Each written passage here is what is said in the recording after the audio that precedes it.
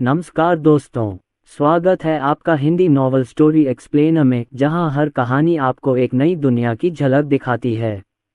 यहां रोमांच, रोमांस और जादू से भरी कहानियां आपका इंतजार कर रही हैं।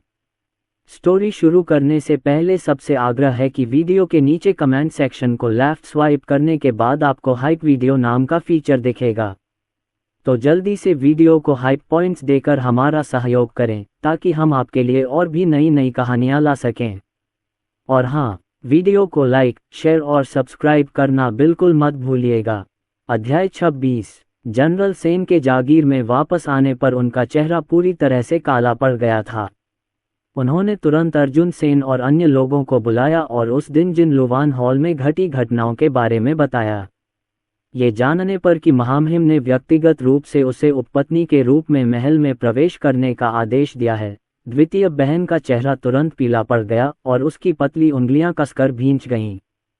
कविता सेन का गुस्सा भड़क उठा और उनके हाथ कांपने लगे जब उन्होंने कहा, महाराज चाहते हैं कि बय्यून एक उपपत्नी के रूप में महल में प्रवेश करे। यह कोई एहसान नहीं है, ये स्पष्ट रूप से एक धमकी है। एक बार हमारी बेटी महल के द्वार में प्रवेश कर जाए तो उसका जीवन और भविष्य पूरी तरह से महामहिम के हाथों में होगा। अगर सेन परिवार कोई कदम उठाता है तो निस्संदेह इसका खामियाजा बय्यून को भुगतना पड़ेगा।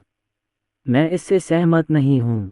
ये बिल्कुल असंभव है। दूसरी बहन अंदर से बहुत प्रतिरोधी थी और जाने के प्रति अपनी अनिच्छा व्यक्त करना चाहती थी, लेकिन फिर उसने सेन परिवार की वर्तमान स्थिति पर विचार किया। यदि वह एक उपपत्नी के रूप में महल में प्रवेश करती, इससे उसके छोटे भाई और पिता के लिए समय मिल सकता था, महामहिम को स्थिर किया जा सकता था और उसके छोटे भाई को 1 महीना सुरक्षित रूप से सहने की अनुमति मिल सकती थी। तब वह तैयार हो जाती, सब ठीक हो जाता। दूसरी बहन ने अपने सारे डर को दबाते हुए और जबरदस्ती मुस्कुराते हुए कविता सेन से कहा, पिताजी, माताजी, उपपत्नी के रूप में महल में प्रवेश करना एक ऐसा आनंदमय अवसर है जिसकी कई युवतियां लालसा करती हैं, लेकिन प्राप्त नहीं कर पाती। आपकी बेटी को कोई डर नहीं है। आपकी बेटी महल में प्रवेश कर सकती है। दूसरी बहन, मैं जानता हूं तुम क्या सोच रही हो। इस बारे में सोचना भी मत, मैं बिल्कुल नहीं मानूंगा। अर्जुन सेन ने तुरंत दूसरी बहन की बात बीच में ही काट दी। वह जानता था कि दूसरी बहन के दिल में, जब तक वह सुरक्षित और स्वस्थ रहेगा, वह अपना जीवन भी बलिदान करने को तैयार रहेगी। अर्जुन सेन इतनी सौम्य और प्यारी दूसरी बहन के प्रति उदासीन कैसे हो सकते हैं? वह कैसे न हिल सकता था? जब उसने अपने पिता की ओर देखा तो उसके चेहरे पर एक खतरनाक चमक उभरी। पिताजी, महाराज बहुत निर्दयी हैं।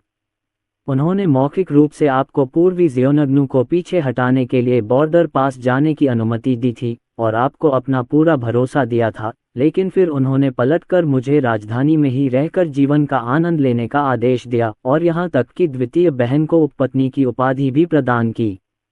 ये स्पष्ट रूप से हमारे साथ बंधक जैसा व्यवहार है और इसका इस्तेमाल करके आपको दूर बॉर्डर पास पर कोई भी जल्दबाजी में कदम न उठाने की धमकी दे रहे हैं। जनरल सेन को कैसे पता नहीं चला?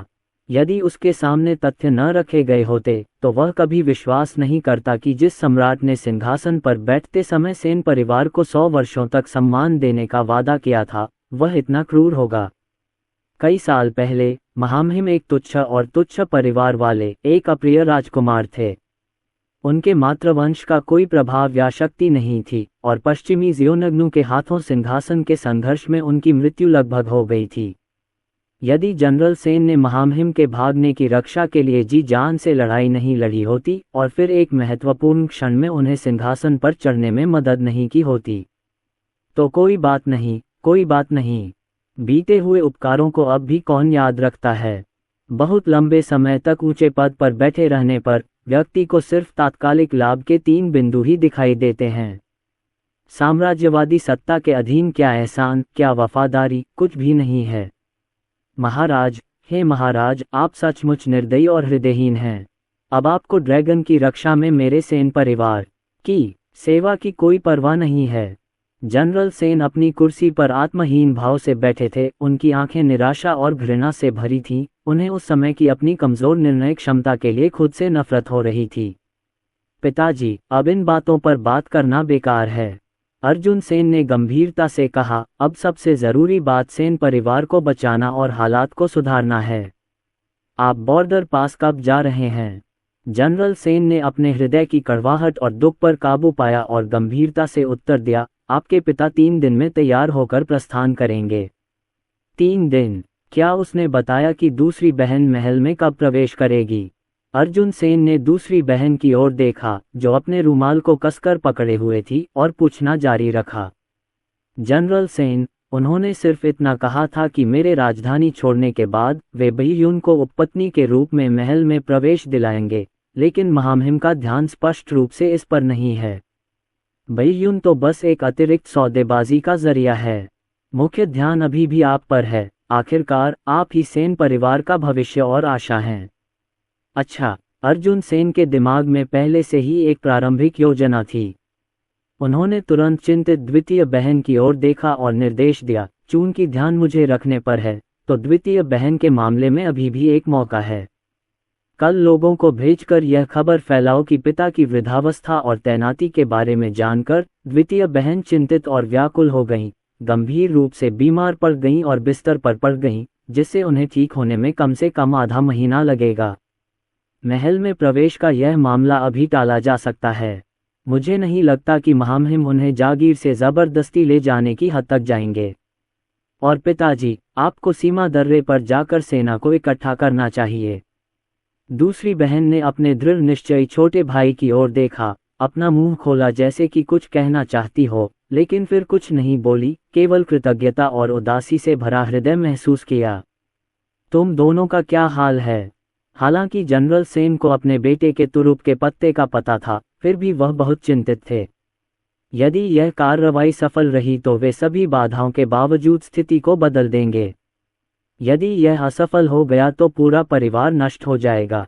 अर्जुन सेन ने जनरल सेन की गहरी चिंता और गंभीरता से भरी आंखों से नजरें मिलाईं और तुरंत आत्मविश्वास से मुस्कुराते हुए कहा, बेटा, मेरे पास अपनी सुरक्षा का एक तरीका जरूर है। चिंता मत करो, मैं ज्यादा से ज्यादा 20 दिनों में और ज्यादा से ज्यादा 1 महीने में दूसरी बहन और मां को राजधानी से बाहर निकाल लाऊंगा। उस समय यदि देवता बाधा डालेंगे तो मैं देवताओं को मार डालूंगा, यदि बुद्ध बाधा डालेंगे तो मैं बुद्धों को मार डालूंगा। मेरे पास एक ऐसी वस्तु है जो पहाड़ों और समुद्रों को हिला सकती है, हजारों सेनाओं को डराने में सक्षम है। फिर महाराज मेरा क्या कर सकते हैं? यदि अर्जुन सेन के पास अंकों की कमी न होती तो वह जिन लुवान हॉल में भागकर उस कृतघ्न कुत्ते सम्राट को सीधे मार डालना पसंद करते। जब उसे आपकी आवश्यकता थी तो यह असीम शाही अनुग्रह था। जब उसने तुम्हें त्याग दिया तो ये तुम्हारे पूरे परिवार का विनाश था। कैसा शापित सम्राट! जनरल सेन अपनी पत्नी से कॉर्नुकोपिया की व्याख्या पहले ही जान चुके थे। उन बमों और सूखे बिस्कुटों को बनाने में समय लगता था। जितना ज्यादा समय लगता उतनी ही ज्यादा चीजें होतीं। अनुमान लगाया गया था कि सेन परिवार की स्थिति बदलने के लिए 1 महीने का समय काफी होगा। 1 महीना, न ज्यादा न छोटा। चाहे कुछ भी हो, उन्हें तब तक डटे रहना था। अच्छा, ज्यादा से ज्यादा 20 दिन में, ज्यादा से ज्यादा 1 महीने में तुम्हारे पिता बॉर्डर पास पर मेरे बेटे की वापसी का इंतजार करेंगे। जनरल सेन ने राहत और गर्व भरी आंखों से अर्जुन सेन की ओर देखा, फिर आगे बढ़कर अर्जुन सेन के कंधे पर थपथपाया। चेंगर बड़ा हो गया है, सचमुच बड़ा हो गया है। किसी दुर्घटना को छोड़कर ये सिंघानिया देश बदलने वाला है। हाँ, अब बदलाव का समय आ गया है, और अब एक नए मालिक का समय आ गया था। रात में देर से अर्जुन सेन बिस्तर पर लेटे लेटे करवटें बदल रहे थे। उन्हें नींद नहीं आ रही थी। कभी कभी वो आंखें खोलकर खिड़की की तरफ देखते तो कभी मन ही मन आगे क्या करना है इस बारे में सोचते। पिता के राजधानी छोड़ने के बाद महामहिम उन पर लगातार नजर रखने के लिए गुप्त रक्षक जरूर भेजते थे। उन्हें महामहिम की नजरों और कानों से बचने का कोई रास्ता ढूंढना था और माँ और दूसरी बहन को आत्मरक्षा के लिए बंदूक चलाना सिखाना था। और बॉर्डर पास सेन परिवार को 3 साल पहले राजधानी वापस बुला लिया गया था। संभवतः तभी से महामहिम गुप्त रूप से उनकी उपयोगिता समाप्त होने पर उन्हें त्यागने की योजना बना रहे थे। चूंकि वह काफी समय से तैयारी कर रहे थे, इसलिए बॉर्डर पास लौटने के बाद पिताजी की स्थिति निश्चित रूप से बहुत आसान नहीं होगी। 3 साल वाकई बहुत कुछ बदल सकते थे। जैसे ही कोई परेशानी का संकेत मिलता, महामहिम निश्चित रूप से उनके भोजन की आपूर्ति बंद कर देते। ऐसा लग रहा था कि उसे अपनी गति बढ़ानी होगी।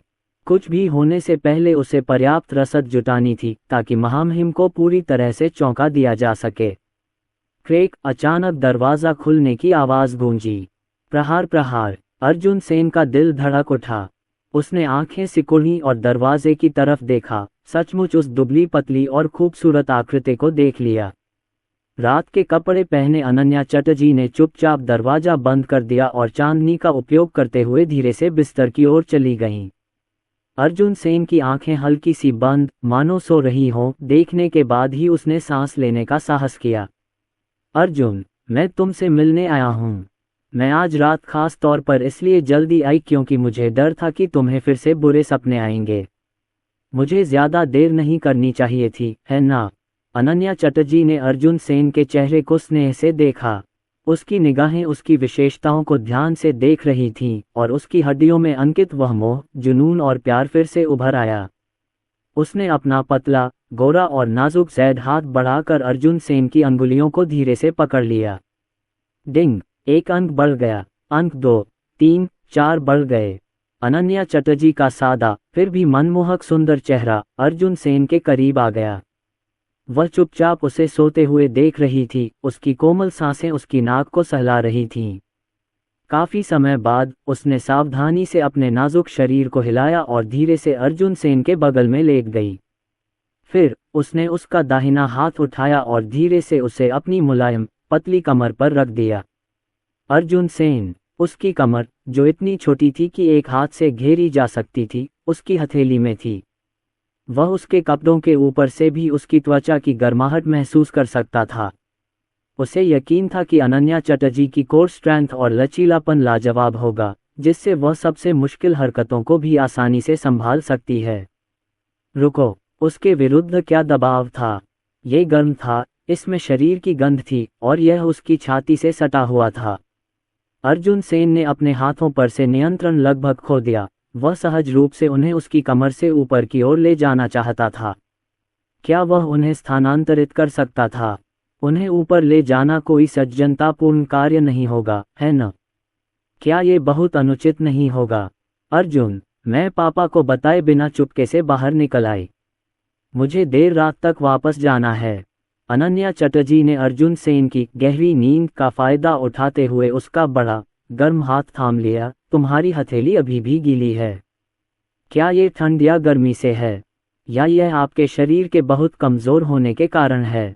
कोई बात नहीं, मैं कुछ दिनों में जाकर पूछ लूँगा। मैं तुम्हारी अच्छी तरह से देखभाल ज़रूर करूँगा। अर्जुन सेन, मैं कमज़ोर नहीं हूँ। मैं सचमुच कमज़ोर नहीं हूँ। ये तो बस घबराहट है। एक अद्वितीय सुंदरी उसकी बाहों में लेटी हुई थी। उसका शरीर उसकी छाती से चिपका हुआ था। उसका मन उन छवियों से भरा हुआ था जिनके बारे में उसे नहीं सोचना चाहिए था, फिर भी वह कुछ नहीं कर पा रहा था। उसे अब भी सोने का नाटक करना था, क्योंकि अचानक जागने से अनन्या चटर्जी आसानी से डर जाती और असहज हो जाती। और अगर उसके बाद वह रात में आना बंद कर दे तो क्या होगा? उस रात के वे सभी हजारों अंक खत्म हो जाएंगे। कुल मिलाकर एक छोटी सी अधीरता एक महान योजना को बर्बाद कर सकती है। अर्जुन, आज जब तुमने मुझे चूमा तो तुम्हारा हाथ ऊपर की ओर क्यों बढ़ गया? और यह बेहोशी की हालत में था, ऐसा जिसे अगर आप सावधान न रहें तो नियंत्रित नहीं कर सकते। लेकिन फिर यह अचानक आधे रास्ते में रुक जाता और मेरी कमर पर टिका रहता। तुम आखिर कहाँ जाना चाहते थे? क्या ये यहाँ था? अनन्या चटर्जी ने अर्जुन सेन का हाथ पकड़कर अपनी कमर से थोड़ा ऊपर ले गईं। धप धप धप। हे भगवान, वह इस तरह खेल रही है। अर्जुन सेन का दिल बिजली की तरह धड़क रहा था, लेकिन वह गहरी, अविचल नींद में होने का नाटक कर रहा था। नहीं, तो क्या वह यहीं था? अनन्या चटर्जी ने फिर अर्जुन सेन का हाथ पकड़कर अपनी पसलियों के पास रख दिया। अर्जुन सेन, धत तेरी की। अर्जुन सेन को लगा कि उनके पूरे शरीर में खून उबल रहा है। उनके हार्मोन का स्तर बहुत बढ़ गया है। यहाँ भी नहीं। तो क्या ये यही था? यहाँ हम, क्या तुम और ऊपर जाना चाहते हो? तो ये यही होगा, है ना? अनन्या चटर्जी ने अर्जुन सेन की उंगलियों की सूक्ष्म हरकतों को ध्यान से देखा, साथ ही उसके अवचेतन मन की हरकतों को समझने की कोशिश भी की, क्योंकि वह धीरे धीरे उसका हाथ ऊपर की ओर ले जा रही थी। अंत में उसने उसे एक निश्चित स्थान पर रखा। डिंग, पहला गहन अंतरंग संपर्क, 10,000 अंकों का इनाम। डिंग, अंक 100 से बढ़ गए, अंक 200 से बढ़ गए, अंक 300, 1300, 2,900 अंक बढ़ गए। मन में इनाम की बात और सैकड़ों अंकों की बढ़ोतरी सुनकर अर्जुन सेन अपनी नींद में खोए हुए भाव को बरकरार नहीं रख सके। ये भी प्रति सेकंड 100 अंक देता है। वे अंतरंग संपर्क के बावजूद भी पक्षपात कर रहे हैं। तो फिर यदि यह और भी अधिक हो, तो क्या ये और भी अधिक नहीं होगा? अनन्या चटर्जी ने अपनी चमकदार, दमकती काली आंखें उठाकर अर्जुन सेन के जाने पहचाने खूबसूरत चेहरे को देखा। उसने अपने होंठ भींच लिए और एक पल बाद अर्जुन सेन का हाथ उस जगह से हटा दिया। हाँ, उसने उसे हटा दिया। वह बुदबुदाई, यहाँ भी नहीं, नहीं, नहीं, नहीं, ये यही है। इसे दूर मत ले जाओ। धत तेरी की। उसने इसे स्थानांतरित कर दिया और उसे पुनः उसकी कमर पर रख दिया। अर्जुन सेन को लगा कि अंक बढ़ना बंद हो गए हैं और उनका दिल टूट गया। लगता है इसे अभी भी यहीं रखा जाना चाहिए, बस आधी सांस के लिए। मुझे लगा कि आपकी हथेली गीली हो गई है और आपकी भौहें सिकुड़ गई हैं। ये सूक्ष्म गति प्रतिरोध का संकेत होनी चाहिए, है ना? शायद आपको ये पसंद नहीं आया। नहीं, नहीं, नहीं, मुझे ये पसंद है। ये प्रतिरोध नहीं है अनन्या, ये घबराहट है, यह आत्मनियंत्रण है। आप ऐसा नहीं सोच सकते। अर्जुन सेन अंदर से दहाड़ रहे थे, लेकिन बाहर से वे पहाड़ की तरह अविचलित होकर गहरी नींद में सोते रहे। अर्जुन, मुझे सब पता है कि आज तुम्हारे और रिया वर्मा के बीच क्या हुआ। तुमने कहा था कि अब वह तुम्हें पसंद नहीं है और मैं बहुत खुश हूँ। अब तुम्हें मेरी निकटता नापसंद नहीं है और मैं और भी खुश हूँ। मेरे साथ रहने के लिए शुक्रिया। अनन्या चटर्जी ने धीरे से अपना चेहरा अर्जुन सेन के सीने से सटा दिया। उसका जैद जैसा हाथ उस पर टिका हुआ था। उसने अपनी खूबसूरत आंखें थोड़ी सी बंद कर लीं, कभी कभी उन्हें खोलकर उस चेहरे पर कुछ नजरें चुरा लेती जिसे वह बरसों से चाहती थी। उसके होठों पर एक हल्की सी मुस्कान तैर गई। एक रात के बाद अनन्या चटर्जी समय पर चली गईं। पुरस्कार और अवधि अंकों के साथ इस रात प्राप्त कुल अंक 39,114 अंक थे। पिछले 2 दिनों के संचित अंकों को जोड़कर अर्जुन सेन के मटेरियल शॉप में अब 140,967 अंक हो गए थे। अपनी बाहों की गर्माहट को महसूस करते हुए अर्जुन सेन के मन में केवल एक ही विचार आया, इस तरह का अंतरंग संपर्क उस तरह का अच्छा नहीं था और उस तरह का चुंबन भी उस तरह का अच्छा नहीं होना चाहिए। अफसोस, आगे का रास्ता लंबा और कठिन है। उस कृतघ्न कुत्ते सम्राट यान को जल्दी से मारने लायक अंक जुटाने के लिए अर्जुन सेन पिछले 2 दिनों से जनरल सेन से क्रॉसबो और तीरंदाजी का अभ्यास करने का आग्रह कर रहा था, ताकि बाद में वह बंदूक चला सके। इस बीच वह खुद खरीदे गए उपहारों के साथ अनन्या चटर्जी को ढूंढता रहा ताकि उनके रिश्ते को मजबूत किया जा सके। वह फिर से चटर्जी मन हो गया। वह उस कुतिया अनन्या चटर्जी से दोबारा मिलने गया। आहा, अर्जुन सेन, तुमने सचमुच ऐसा करने की हिम्मत की। वर्मा मनो। रिया वर्मा की उन्मत्त चीखें पूरे हॉल में गूंज रही थीं। वह इतनी गुस्से में थी कि उसने कई फूलदान तोड़ दिए, लेकिन फिर भी उसकी झुंझलाहट कम नहीं हुई। लिन बटलर एक तरफ खड़े होकर जटिल भाव से रिया वर्मा के टूटने और गुस्से को देख रहे थे। वह शुद्ध और जीवंत सुंदर चेहरा, जो वर्मा मैनर की आमतौर पर गर्वित और कुलीन युवा कुमारी थी, उसकी रिपोर्ट के कारण एक सामान्य कक्षा में बदल गई थी और उसके चेहरे पर ऐसा भाव था मानो वह अनन्या चटर्जी को 1000 टुकड़ों में काट डालना चाहती हो। पर्याप्त। अचानक मुख्य सीट से एक कठोर, अधिकारपूर्ण चीख निकली, जो क्रोध से रहित होते हुए भी आदेशात्मक थी। सुरेश वर्मा का चेहरा गंभीर था और उन्होंने निराश नजरों से अस्त व्यस्त रिया वर्मा को देखा और उसे डांटते हुए कहा, देखो तुम्हारी हालत क्या है। एक नेक युवा कुमारी का पालन पोषण कहाँ है। जब जनरल रेजिडेंसी पहले शादी का प्रस्ताव लेकर आई थी, तो मैंने तुम्हें आगाह कर दिया था। आप किसी को पाने के लिए कड़ी मेहनत कर सकते हैं, लेकिन इसे ज्यादा न करें। पतंग उड़ाने की तरह उचित रूप से झुकें। किसी व्यक्ति को आशावान और देने के लिए तैयार महसूस कराएं, न कि ऐसा महसूस कराएं कि वह बिना किसी उम्मीद के दे रहा है। उस समय आपने सुनने से इनकार कर दिया था, आप मुश्किल में पड़ने पर अड़ी रहीं, ये सोचकर कि अर्जुन सेन आपके बिना नहीं रह सकते। अब देखिए, आपने अर्जुन सेन को अनन्या चटर्जी को ढूंढने के लिए मजबूर कर दिया है। रिया वर्मा ने अपने पिता के गुस्से भरे शब्दों को सुना। वह बहुत असंतुष्ट और अन्याय महसूस कर रही थी। घटना के बाद पिताजी बस बुद्धिमान बन रहे हैं। जब वह अर्जुन सेन को सहजता से आगे बढ़ा रही थी, तब उसने एक शब्द भी नहीं कहा था। दरअसल उसने जनरल रेसिडेंस के विवाह प्रस्ताव को ठुकराने के उसके फैसले को पूरी तरह से स्वीकार कर लिया था और उसे उच्च आचरण और मूल्यों को बनाए रखने के लिए प्रोत्साहित किया था। उन्होंने कहा कि अर्जुन सेन उन्हें आसानी से नहीं मिल सकते थे, उन्हें 3 बार उन्हें अस्वीकार करना पड़ा।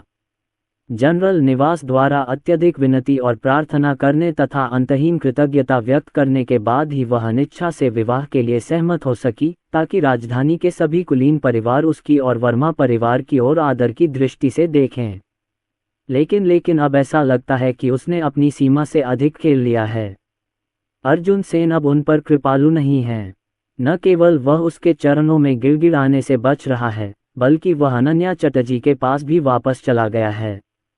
पहले तो रिया वर्मा शांत रही, उसे पूरा विश्वास था कि अर्जुन सेन उसे नर्म करने के लिए ऐसा कर रहा है। लेकिन लगातार कई दिनों के बाद और परसों अर्जुन सेन से मिले अपमान के बाद रिया वर्मा अब घबराने लगी है। पिताजी, आपका क्या मतलब है कि मैं परेशानी पैदा कर रहा हूँ? क्या मैं सिर्फ वर्मा परिवार का सम्मान बढ़ाने की कोशिश नहीं कर रहा था? राजधानी के उच्च पदस्थ रईस वर्मा परिवार को नीची नज़र से देखते हैं। वे आपको एक मामूली चौथे दर्जे का अधिकारी होने के कारण नीची नज़र से देखते हैं। आपकी बेटी उनके मुंह पर तमाचा मारने और उन्हें मेरी योग्यता अपनी आंखों से दिखाने पर तुली हुई है। यहाँ तक कि जनरल के निवास को भी आपकी बेटी से शादी करने के लिए विनती करनी पड़ेगी। रिया वर्मा उदास भाव से बैठ गईं, उनके नाखून रुमाल में गड़ गए। उसे अपने सीने में जमा निराशा और गुस्से को बाहर निकालने में थोड़ा समय लगा। एक बार जब वह शांत हो गई, तो उसका आत्मविश्वास लौट आया और उसने तुरंत अपनी बात जारी रखते हुए कहा, इसके अलावा पिताजी, क्या आपको ये स्पष्ट नहीं है कि अर्जुन सेन ने इतने वर्षों तक मेरे साथ कैसा व्यवहार किया है? पिछले साल मंत्री जी के घर की एक युवती ने मुझे चंचल कहा था। मुझे बस पलटकर अर्जुन सेन को बताना था और वह तुरंत मंत्री जी के निवास में घुस गया, युवती की सुलेख और पेंटिंग्स को फाड़ दिया और उसके शयन कक्ष को जला दिया, जिसके कारण उस युवती ने तब से मुझसे दूरी बना ली। मैं जो कुछ भी चाहता था उसका उल्लेख करना तो दूर की बात है, यदि राजधानी में कोई खजाना दिखाई देता तो मुझे बस उस पर एक नज़र डालनी होती और उसके बारे में पूछना होता, और 3 दिनों के भीतर वह वस्तु अनिवार्य रूप से मेरे हाथों में पहुंच जाती। क्या इसका मतलब यह नहीं है कि वह मेरे बिना नहीं रह सकता? सुरेश वर्मा ने इन उदाहरणों को बिना बोले अपने होठों को भींचते हुए सुना। वास्तव में वर्षों से अर्जुन सेन ने रिया वर्मा के लिए अनगिनत बेतुके काम किए थे। अगर जनरल सेन के पास सैन्य शक्ति और उच्च पद न होते और उनके पूर्वज पीढ़ियों से देश के लिए बलिदान देते रहे होते, तो शायद अर्जुन सेन बहुत पहले ही राजधानी में जनता की आलोचना का निशाना बन गए होते।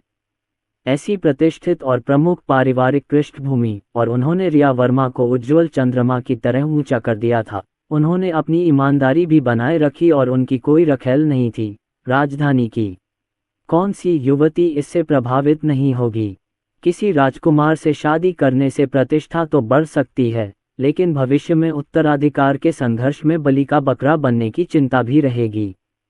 हालांकि समर्पित और वफादार अर्जुन सेन से शादी करने से जीवन भर धन और सम्मान की गारंटी मिल जाएगी। तो अब हमें क्या करना चाहिए? चौथे राजकुमार अब पूरी तरह से तस्वीर से बाहर हैं, उन पर बिल्कुल भी विचार नहीं किया जा सकता। फिलहाल अर्जुन सेन अभी भी सबसे उपयुक्त हैं। चाहे पारिवारिक पृष्ठभूमि हो, रूप रंग हो या कुछ और, अर्जुन सेन उन यंग मास्टर्स में सबसे आगे हैं जो तुम्हें ढूंढ रहे हैं, और वह तुम्हारे प्रति पूरी तरह समर्पित हैं।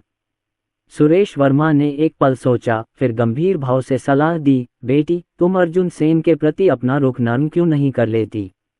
बस उसे बताइए कि आप जनरल निवास के प्रस्ताव को स्वीकार करने पर विचार कर सकते हैं। उसे थोड़ी उम्मीद दीजिए, इतना जिद्दी मत बनिए। यदि अर्जुन सेन इस समय यहाँ खड़े होते और वर्मा परिवार के 2 सदस्यों के बीच बातचीत सुन रहे होते तो वे निश्चित रूप से हंसते हंसते रो पड़ते। अब भी वर्मा परिवार का अब भी मानना था कि अर्जुन सेन रिया वर्मा को पाने के लिए कठिन प्रयास की रणनीति अपनाकर खेल खेल रहा था। जब तक रिया वर्मा थोड़ी सी भी उम्मीद, एक मीठा इनाम देती, अर्जुन सेन चाहे उसे कितनी भी बार थप्पड़ मारा गया हो, तुरंत पलट जाता और कुत्ते की तरह पीछे हट जाता। हे, वे तो बस सपना देख रहे हैं। ये सपना 3 साल तक चला, अब जागने का समय आ गया है। रिया वर्मा ने, जैसा कि अर्जुन सेन द्वारा खुद को भूल जाने की हद तक लाड़ प्यार से पली एक महिला से अपेक्षित था, सुरेश वर्मा के सुझाव को अत्यंत अहंकार के साथ तुरंत अस्वीकार कर दिया। पिताजी, मुझे उस नीच कुत्ते अर्जुन सेन के प्रति अपना रुख नर्म करने दीजिए। असंभव। यदि आज मैं उनके प्रति अपना रुख नर्म कर लूं, तो भविष्य में जनरल के निवास से उन लोगों का सामना करते समय मैं पूरी तरह से हीन हो जाऊंगा। इसके अलावा वह वही है जो मुझे पसंद करता है, वह वही है जो मेरा पीछा करता है और मुझसे विनती करता है। उसे विनम्र और कृपालु होना चाहिए, मैं क्यों नर्म पड़ जाऊं? क्या वह इसके लायक भी है? इस समय रिया वर्मा रुक गईं, उनकी आंखों में झलकता आत्मविश्वास और निश्चितता को नजरअंदाज करना मुश्किल था। वह अचानक खड़ी हो गई। उसके होंठ थोड़े मुड़े हुए थे और उसकी आंखें पूर्ण आत्मविश्वास से जल रही थीं, जो उसके असीम आकर्षण का प्रमाण था। पिताजी, आप जरा रुकिए, मुझे विश्वास नहीं है कि अर्जुन सेन इस तरह हार मान लेगा। वह मेरे बिना नहीं रह सकता। वह शायद बहुत कष्ट में है और इस समय अविश्वसनीय रूप से कठिन समय से गुजर रहा है। वह मुझे ईर्ष्यालु बनाना चाहता है। ठीक है, फिर मैं उसे भी ईर्ष्यालु बना दूंगी। देखते हैं कौन पहले नहीं टिक पाता। ये सुनकर सुरेश वर्मा का दिल धड़क उठा और उनकी पलकें झपकने लगीं। आप क्या करने की योजना बना रहे हैं? जरूर, मैं गुप्ता परिवार के यंग मास्टर को चाय पर बुलाऊंगा और फ्लावर स्ट्रीट पर टहलने चलूंगा। क्या अर्जुन सेन अनन्या चटर्जी को ढूंढने नहीं गए थे? वो किसी को ढूंढ सकते हैं, तो मैं क्यों नहीं? मैं अभी गुप्ता परिवार के यंग मास्टर को ढूंढने जा रहा हूं ताकि अकेले में वक्त बिता सकूं, अर्जुन सेन को पछतावे से पागल कर दूं, उसकी आंखें हरी हो जाएं। तो वह निश्चित रूप से रोते हुए मेरे पास वापस आएगा, मुझे वापस जीतने के लिए। क्या मैं अब भी उसे नियंत्रित नहीं कर सकता? मैं सचमुच उसे बहुत अधिक महत्व दे रहा हूं। रिया वर्मा ने गुस्से में ये घोषणा करने के बाद अपनी स्कर्ट उठाए और बाहर चली गईं। वह निश्चित थी, पूरी तरह से निश्चित, आश्वस्त और 10,00,000% आश्वस्त कि जैसे ही अर्जुन सेन को पता चलेगा कि वह अन्य यंग मास्टर्स के साथ बाहर है, वह तुरंत चटर्जी मनों से बाहर निकलकर उसे ढूंढने निकलेगा। भागते समय वह घबराहट के आंसू रोएगा। हा। रिया वर्मा की अचानक विजयी हंसी सुनकर सुरेश वर्मा खुश नहीं हुए, बल्कि वे मुख्य सीट पर गंभीर भाव से गहरी सोच में डूबे बैठे रहे।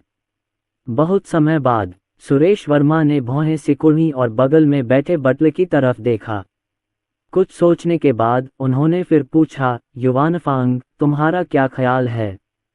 क्या आपको लगता है कि अर्जुन सेन वर्मा परिवार को नर्म करने और सगाई के लिए सहमत होने के लिए मजबूर करने की कोशिश कर रहे हैं? मास्टर, बटलर ने अपने होंठ भींच लिए, कुछ देर तक हिचकिचाते हुए अपने असली विचार प्रकट करने का साहस किया।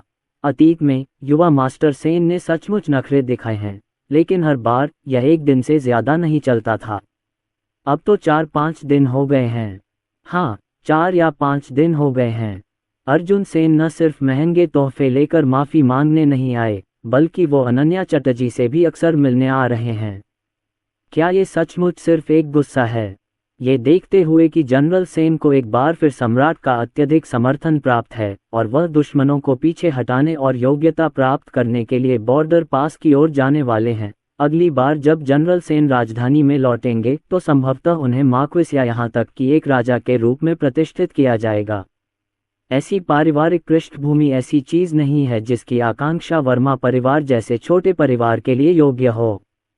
सुरेश वर्मा थोड़ा घबरा गए। बेचैनी का वह एहसास और भी गहरा होता गया। आखिर में वह सिर्फ पुरानी मिसालों से खुद को दिलासा दे पाया और यकीन दिला पाया कि यह सच ही होगा, जरूर होगा। आखिर पूरी राजधानी जानती थी कि अर्जुन सेन अपनी बेटी से कितना प्यार करता था। 3 साल से उसका पीछा कर रहा था, अब इतनी आसानी से कैसे हार मान सकता था। अफसोस की बात है, सुरेश वर्मा बहुत ज्यादा सोच रहे थे। अर्जुन सेन ने अपनी गरिमा का त्याग किया और 3 साल तक रिया वर्मा के लिए कुत्ते की तरह गिड़गिड़ाया। इसका कारण प्रेम नहीं था, बल्कि सिस्टम का कब्जा मिशन था। अब जबकि मिशन समाप्त हो चुका था और उसने गलत व्यक्ति को निशाना भी बनाया था, तो क्या उसमें वापस जाने की प्रवृत्ति थी? रिया वर्मा की जरूरत किसे है? क्या अनन्या चटर्जी, जो केवल उसे ही अपनी नज़रों में रखती हैं, ज़्यादा बेहतर नहीं हैं? वे यहाँ हैं, वे यहाँ हैं। युवा मास्टर सेन सचमुच यहाँ हैं। उसने सुना होगा कि मिस वर्मा और यंग मास्टर गुप्ता की यानचुन पवेलियन में मुलाकात हुई थी और ईर्ष्या और जलन के कारण वह गुस्से में उनसे पूछताछ करने के लिए दौड़ा। अर्जुन सेन पेस्ट्री लेकर गुजरते हुए, वह क्यों नहीं समझ पाया? कैसा मिलन और ईर्ष्या! उन्होंने स्पष्ट रूप से अनन्या के साथ यानचुन पवेलियन में दोपहर का भोजन करने की व्यवस्था की थी और केवल कुछ ऑस्मेंथस केक खरीदने के लिए रुके थे जो उसे बहुत पसंद थे। लगता है मिस वर्मा इस राउंड में भी जीत जाएंगी। टीएस। मुझे लगा था यंग मास्टर सेन को सब समझ आ गया होगा, लेकिन अब तो लगता है कि वो रिया वर्मा के बिना रह ही नहीं सकते। देखो, वो तो मिठाइयाँ भी ले जा रहे हैं, शायद घुटनों के बल बैठकर माफ़ी मांग लेंगे। वह अंदर जा रहा है, वह वास्तव में यानचुन मंडप में प्रवेश कर रहा है। मुझे पता था। युवा मास्टर सेन इतने समय से सिस्टर यून को परेशान कर रहे थे, वो यूं ही कैसे हार मान गए। देखो, आज वो कैसे रोते हैं और माफ़ी मांगते हैं। यानचुन पवेलियन के पास की सड़कें चर्चाओं से गुलजार थीं और सभी की निगाहें अर्जुन सेन पर टिकी थीं। उनके चेहरे पर खुशी और उत्सुकता साफ झलक रही थी। अभी 1 घंटा पहले रिया वर्मा और यंग मास्टर गुप्ता बातें करते और हंसते हुए यानचुन मंडप में दाखिल हुए। उनके बीच का माहौल लगातार अस्पष्ट बना हुआ था, बीच बीच में शर्मीली नज़रों का आदान प्रदान हो रहा था। ये दृश्य रिया वर्मा की बगल की एक नौकरानी द्वारा जानबूझकर फैलाया गया था। कुछ ही देर में आसपास के कुलीन परिवारों की युवा लड़कियां उत्साह देखने के लिए बाहर आ गईं। कुछ लोगों ने तो इस बात पर भी दांव लगा दिया कि अर्जुन सेन कब पेश होंगे और रिया वर्मा से माफ़ी मांगने के लिए उन्हें कितने दिनों तक घुटनों के बल बैठकर भीख मांगनी पड़ेगी। सौभाग्यवश अर्जुन सेन इस महत्वपूर्ण क्षण पर वहां पहुंचे। वह यहाँ है। रिया वर्मा नीचे हो रहे शोर पर ध्यान दे रही थी। जब उसने किसी को यंग मास्टर सेन पुकारते सुना तो उसके चेहरे पर तुरंत आत्मविश्वास और दृढ़ता का भाव आ गया। उसने अपनी नौकरानी से फुसफुसा कर कहा, बाहर जाकर देखो। नौकरानी तुरंत बाहर गई, फिर खुशी से मुंह बनाकर लौटी और फुसफुसा कर बोली, युवती, युवा मास्टर सेन सचमुच यहाँ हैं और वे आपकी पसंदीदा सूखी पेस्ट्री भी लाए हैं। ये पेस्ट्री न सिर्फ खरीदना मुश्किल है, बल्कि इनकी कीमत भी सोने के बराबर है। लगता है यंग मास्टर सेन सचमुच घबरा गए हैं, उन्हें यही सजा मिली है। नौकरानी का वर्णन सुनकर रिया वर्मा के मन में गर्व की भावना फिर से जाग उठी। उसकी आंखें विजयी थीं और उसके दिल की बेचैनी पूरी तरह से गायब हो गई थी। रिया वर्मा खड़ी हो गईं और अपने सामने बैठे यंग मास्टर गुप्ता की ओर देखने लगीं। युवा मास्टर गुप्ता मोटे थे और लंबे नहीं थे। उनके पिता तीसरे दर्जे के सिविल अधिकारी थे और उनका परिवार वर्मा परिवार के लिए एक अच्छा विकल्प माना जाता था। वह कभी कभी चाय की चुस्कियां लेता और कभी कभी खूबसूरत रिया वर्मा पर एक नज़र डाल लेता। इस अचानक मिले अकेलेपन ने उसके दिल की धड़कनें तेज कर दी और वह हकलाते हुए बोला, यून, क्या हुआ? रिया वर्मा को उनका ये बेढंगा रूप देखकर अपने आप को बदकिस्मत और परेशान महसूस हुआ। वह संभवतः इस बेकार मोटे आदमी को पसंद नहीं कर सकती थी, लेकिन यह मोटा आदमी उसके प्रति बहुत समर्पित था, अक्सर उसके लिए गहने खरीदने के लिए पैसे बचाता था। अगर इस मोटे आदमी में कोई शोषण करने लायक गुण न होते तो रिया वर्मा उससे ज़रा भी परेशान न होती। वह सीधे निजी कमरे से बाहर निकल गई। कुछ नहीं, मुझे डर था कि तुम यहाँ बैठे बैठे बोर हो जाओगी, इसलिए सोचा कि कहीं बाहर घूमने चली जाऊं। आह, अच्छा। युवा मास्टर गुप्ता जल्दी से उठे और उसके पीछे चले गए। उसने अपना सिर झुका लिया, उसका मांसल चेहरा लाल हो गया। मैं बोर नहीं हूँ, मैं तुम्हें देखकर बहुत खुश हूँ यूनर। मुझे सच में उम्मीद नहीं थी कि तुम स्वेच्छा से मेरे पास आओगे। मैंने सुना है कि अर्जुन सेन इन दिनों तुम्हें परेशान नहीं कर रहा है। क्या तुम्हें हमेशा उसकी अश्लीलता और शालीन बातचीत की कमी से नफरत नहीं थी? उसे दिन भर सिर्फ पैसों की परवाह रहती है और वह लगातार तुम्हें अश्लील चीजें लेने के लिए मजबूर करता है। तुम्हारे दिल की पवित्रता को पूरी तरह से गलत समझता है। तुम्हारे जैसा अच्छा, किसी दिव्य परी जैसा सुंदर व्यक्ति, तुम उसके कुछ तुच्छ चांदी के सिक्कों से कैसे प्रभावित हो सकते हो? सौभाग्य से उसे अंततः एहसास हुआ। जो अर्जुन सेन, तुम यहाँ क्या कर रहे हो? अचानक हुई चीख से पूरा यानचुन मंडप शांत हो गया। इस नाटक को देख रहे सभी अतिथि शांत हो गए और ध्वनि के स्रोत की ओर देखने लगे। सूखी पेस्ट्री ले जाते हुए अर्जुन सेन सीढ़ियों पर रिया वर्मा से टकरा गए। हाँ, वे एक दूसरे से टकराए, उनकी आंखें मिल गईं। अर्जुन सेन को मन ही मन अफसोस हुआ कि उसने आज घर से निकलने से पहले पंचांग नहीं देखा था, वरना वह उससे कैसे मिल पाता। अपनी पुतलियों में वह उस महिला को देख सकता था जो उसके ठीक सामने खड़ी थी। उसका चेहरा घमंड से भरा हुआ था, उसकी ठोड़ी उठी हुई थी, उसका पूरा चेहरा अद्वितीय आत्मविश्वास और मनमोहक आकर्षण बिखेर रहा था। अर्जुन सेन, रिया वर्मा के विनम्र, उदात्त और दानशील भाव को देखिए, वह सचमुच अपने आप में पूरी तरह डूबी हुई थी। अर्जुन सेन, मैंने सेन मैनर के प्रवेश द्वार पर ही तुमसे कहा था कि उस दिन के बाद मैं तुमसे कभी बात नहीं करूंगी और तुमसे एक शब्द भी नहीं कहूंगी। तुमने मुझे पूरी तरह से खो दिया है। मैं किसके साथ बाहर जाती हूँ, किसके साथ रहती हूँ, ये सब मेरे निजी मामले हैं रिया वर्मा, और तुम्हारा इससे कोई लेना देना नहीं है। प्लीज हट जाओ। रिया वर्मा ने गहरी सांस ली और जोर से ये सारे शब्द कहे। फिर उसने अपनी दोनों बाहें पार करके अर्जुन सेन के लाल आंखों के साथ घुटनों पर बैठकर क्षमा मांगने का इंतजार किया। उसने पहले से ही तैयारी कर रखी थी, आने वाले दृश्य और घटनाक्रम की कल्पना कर ली थी, लेकिन अगले ही पल उसने देखा कि अर्जुन सेन ने सीधे अपनी आंखें घुमाईं, फिर उसे जाने देने के लिए बगल की ओर मुड़ गए। उसे जाने दो। वह क्रोधित नहीं हुआ, उससे सवाल नहीं किया। क्या आपने उसे अपने पास रखने की बहुत कोशिश नहीं की? क्यों? क्या ये बेहतर नहीं होता अगर तुम पहले ही हकीकत पहचान लेते? मैंने पहले ही कहा था कि यूनर को तुम्हारी तंग करने से नफरत है। आह! युवा मास्टर गुप्ता एक तरफ खड़े हो गए, अपना सिर हिलाते हुए और आह भरते हुए, फिर अपनी प्रभुता जताने के लिए तैयार हुए और पूरी हिम्मत जुटाकर रिया वर्मा का हाथ पकड़कर नीचे जाने की कोशिश की।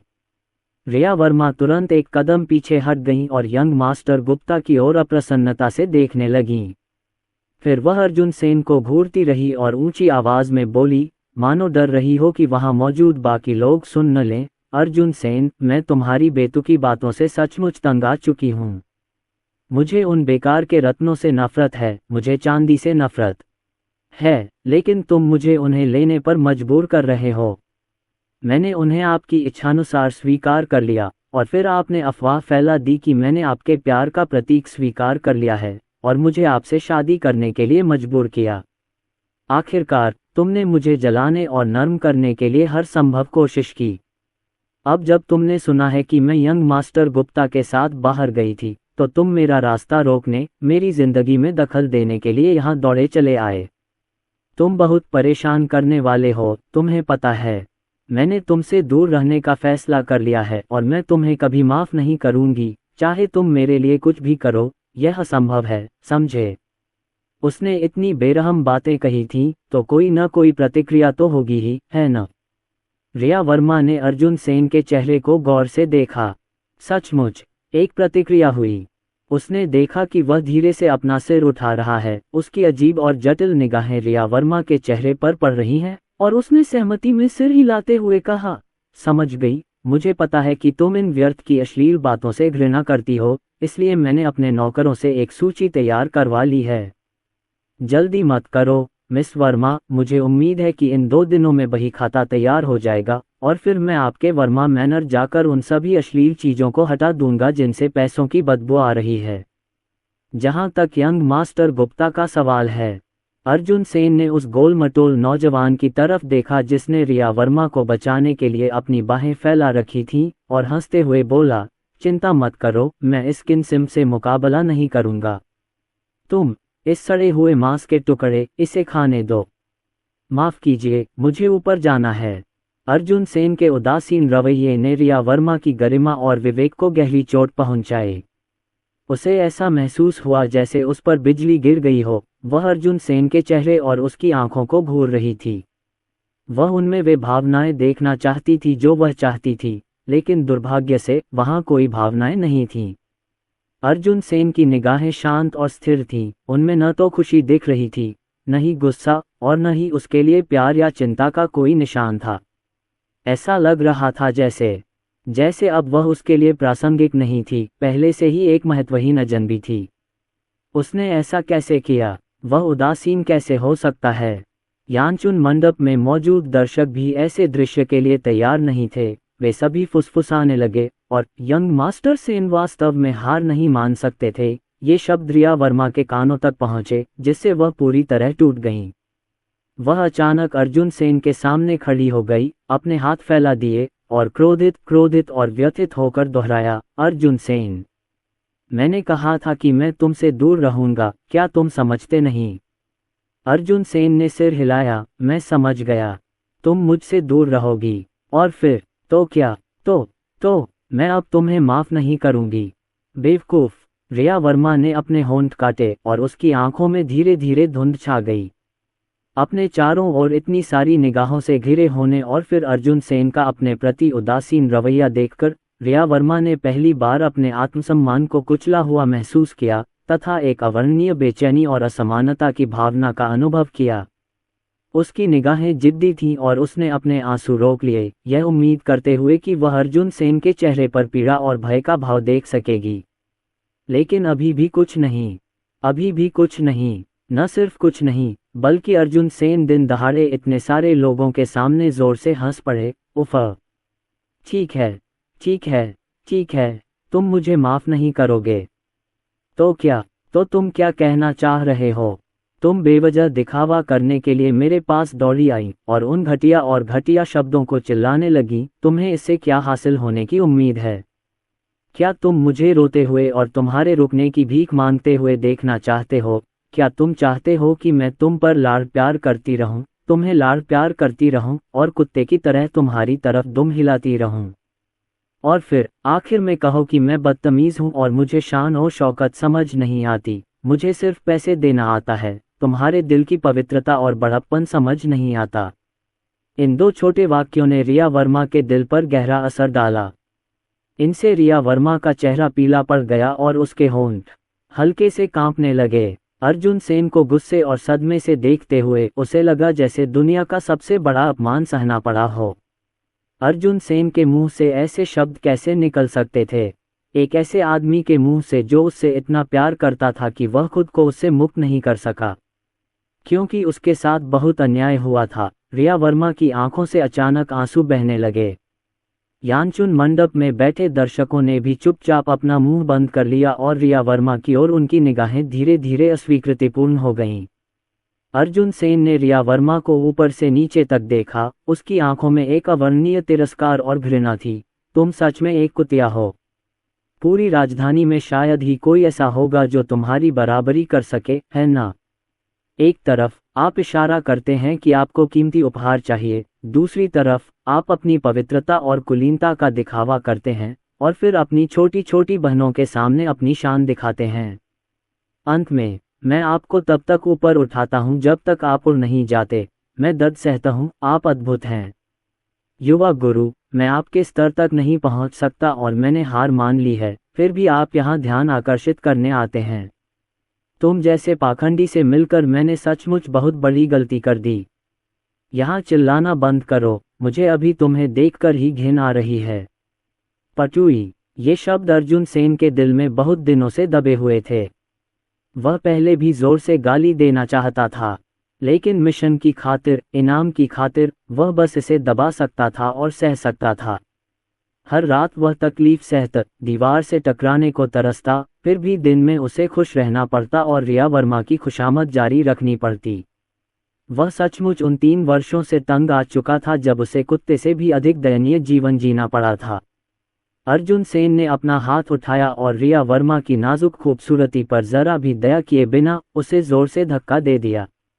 इस जोर से रिया वर्मा बार बार लड़खड़ाकर पीछे की ओर गिर पड़ी। अगर यंग मास्टर गुप्ता ने समय रहते उसे पकड़ने की फुर्ती न दिखाई होती तो शायद वह सीधे सीढ़ियों से नीचे गिर जाती। अर्जुन सेन, फूलों के रक्षक, युवा मास्टर गुप्ता क्रोधित हो गए। उनका चेहरा लाल हो गया और उन्होंने अर्जुन सेन की ओर इशारा करते हुए कहा, तुम यहीं रुक जाओ। आप युन की इस तरह निंदा कैसे कर सकते हैं? वह इतनी अच्छी और दयालु महिला है, तुम उसे पाखंडी कैसे कह सकते हो? ये बातें तुमने उस पर जबरदस्ती थोपी थीं और उसने कुछ भी गलत नहीं कहा। तुम बस उसे बदनाम कर रहे हो क्योंकि तुम उसे पा नहीं सकते। मैं तुम्हें नीच समझता हूँ। अर्जुन सेन ने चुपचाप यंग मास्टर गुप्ता के सिर के ऊपर देखा। इतना चाटना, वह हरा क्यों नहीं पहनता? अर्जुन सेन की दया भरी निगाहों को देखकर यंग मास्टर गुप्ता को आगे बोलना मुश्किल हो गया। उन्होंने गुस्से से अर्जुन सेन को घूरा, जिससे उनकी असहमति और असंतोष का संकेत मिलता था। रिया वर्मा, जो उन शब्दों से स्तब्ध और व्याकुल हो गई थी, ने यंग मास्टर गुप्ता को धक्का दिया और धीरे धीरे खुद को सीधा किया। वह रो पड़ी, उसका चेहरा बारिश में भीगे नाशपाती के फूल जैसा था। उसकी आंखें धुंधली थीं, जिससे उसकी छवि एक नाजुक सफ़ेद फूल की बन गई जिसे सुरक्षा और देखभाल की जरूरत थी। उन्होंने अर्जुन सेन को आरोपों, अपमान, निराशा, दिल टूटने और अन्य अवर्णनीय भावनाओं के मिश्रण से देखा। तब उसके गले से एक धीमी हंसी निकली। उसका चेहरा जिद्दी था और अपने आत्मविश्वास के आखिरी कतरे के साथ उसने पूछा, अर्जुन सेन, क्या तुम ये कहने की हिम्मत करते हो कि तुम सचमुच मुझसे मिलना नहीं चाहते? अगर नहीं जाना था तो यहाँ क्यों आए? मेरे पीछे क्यों आए? मेरी पसंदीदा सूजी की पेस्ट्री क्यों खरीदी? मुझे उलझन भरी नज़रों से क्यों देखा? और तुम ईर्ष्या क्यों करते हो? तुम हमेशा मुझे जाने क्यों नहीं दे पाते? आप इसे कहें, कहो, क्या तुम सच में कह सकते हो कि तुम मुझे नहीं देखना चाहते? रिया वर्मा ने कई घातक सवाल पूछे, क्योंकि उन्हें विश्वास था कि वह अर्जुन सेन के पुरुष अहंकार को भेद कर अपनी इज्जत बचा सकती हैं। लेकिन उसने कभी उम्मीद नहीं की थी अर्जुन सेन कुछ बोल भी पाते उससे पहले ही पास ही से एक आकृति आती हुई दिखाई दी। इतनी आकर्षक कि आसपास का नज़ारा उसके आगे फीका पड़ गया। जैसे ही वह महिला प्रकट हुई, प्रशंसा से भरी आहें गूंज उठीं। तुरंत बाद उसके होठों से एक स्पष्ट मधुर आवाज निकली, जिसका हर शब्द रिया वर्मा की आत्मा पर सीधा प्रहार कर रहा था। अर्जुन यहाँ आया, बेशक मेरी वजह से। स्विश स्विश स्विश स्विश, सभी की निगाहें उस आवाज पर टिक गईं। अनन्या चटर्जी धीरे धीरे आती हुई दिखाई दी, हल्के बैंगनी रंग की पतली हल्की शर्ट पहने, एक अलौकिक सुंदरता लिए हुए। ईश्वर द्वारा गढ़े गए उनके सुंदर चेहरे पर एक हल्की सी मुस्कान थी। वह बस वहीं खड़ी रहीं और बस एक नज़र आपकी ओर। तुम्हें पता था कि तुम हार गए हो। केवल उस आकर्षक चेहरे का मतलब था कि रिया वर्मा पूरी तरह से हार गई थी। यही वजह थी कि रिया वर्मा पिछले 3 सालों से अनन्या चटर्जी से जूझ रही थी, उसे नापसंद करती थी और उससे नफरत करती थी। क्योंकि जब भी अनन्या चटर्जी सामने आती तो उसे अपने आकर्षण पर उसका आत्मविश्वास एक मजाक सा लगता, जिससे उसे हीनता और ईर्ष्या का एहसास होता। क्या ये मिस चटर्जी हैं? क्या ये वाकई इतनी खूबसूरत हैं? मैं भी उसे पहली बार देख रहा हूँ। उसने कई सालों से किसी आलीशान दावत में शिरकत नहीं की है ना? कुछ साल पहले तक तो वो पहले से ही काफ़ी खूबसूरत थी, लेकिन मैंने कभी नहीं सोचा था कि वो बड़ी होकर इतनी खूबसूरत हो जाएगी। क्या यंग मास्टर सेन अंधे हैं? उन्होंने सगाई तोड़कर मिस वर्मा को चुनने की जिद पहले क्यों की थी? मुझे तो बस यही लगता था कि मिस वर्मा सुंदर और आकर्षक हैं, लेकिन अब जब मैं उन्हें देखता हूँ तो वे इतनी नीरस और साधारण क्यों लगती हैं? यह इन चर्चाओं का विषय था। ये बातचीत थी। रिया वर्मा को सबसे ज्यादा नफरत इस महिला से थी जो हर तरह से उससे बेहतर थी। उसका चेहरा उदास और आक्रोश से भरा था। उसने गहरी सांस ली, हीनता की अकथनीय भावना को दबाते हुए, और अर्जुन सेन से कहा, अब वह आपको अर्जुन कहने की हिम्मत करती है। क्या तुमने उसे तुम्हें ऐसा कहने की अनुमति दी? कितना अंतरंग संबोधन है, क्या आपको इसका एहसास नहीं है? तुम मुझे जवाब क्यों नहीं दे रहे हो? ठीक है, ठीक है, अर्जुन सेन, तुम मुझे ऐसे ही धक्का देने की जिद कर रहे हो ना? रुको, मैं तुम्हें इसका पछतावा करवा दूंगा। मैं तुम्हें आज अपने किए पर जरूर पछतावा करवाऊंगा। इतना कहकर रिया वर्मा ने अपनी क्यूई को रोकते हुए अचानक मुड़कर यंग मास्टर गुप्ता की ओर चली गई। वह जानबूझकर अर्जुन सेन के सामने और अर्जुन सेन के बनावटी सहज व्यवहार के तहत दौड़कर यंग मास्टर गुप्ता की गर्दन से लिपट गई। फिर अपनी घृणा को दबाते हुए उसने चुनौतीपूर्ण ढंग से यंग मास्टर गुप्ता के होठों को चूम लिया। हाँ, ये रिया वर्मा का बदला लेने का कार्य था जिससे अर्जुन सेन को तुरंत पछतावा हो। चुंबन टिल्ड। उस चुंबन से पूरा स्थल शांत हो गया। युवा मास्टर गुप्ता का पूरा चेहरा चुंबन से लाल हो गया, उनकी आंखें चमक उठी और उनका शरीर अत्यधिक उत्तेजना से कांपने लगा। उसके लिए रिया वर्मा एक देवी थी जिसे वह प्यार तो करता था पर पा नहीं पाया। वह उसके स्नेह की पात्र थी जिसके पीछे वह बरसों से पड़ा था, और अब इतने सारे लोगों के सामने उससे चूमा जाना, ऐसी खुशी शब्दों में कैसे बयां की जा सकती है? युवा मास्टर गुप्ता ने अपना मुंह खोला और पाया कि वह सुसंगत रूप से बोलने में असमर्थ हैं। वह रिया वर्मा को गहरे स्नेह और आश्चर्य से देख रहा था। वह पहले से ही सोच रहा था कि लिन निवास पर कब प्रस्ताव रखा जाए। हालांकि जैसे ही रिया वर्मा ने चुंबन शुरू किया, वह 3 कदम पीछे हट गई, मानो किसी प्लेग देवता से बच रही हो।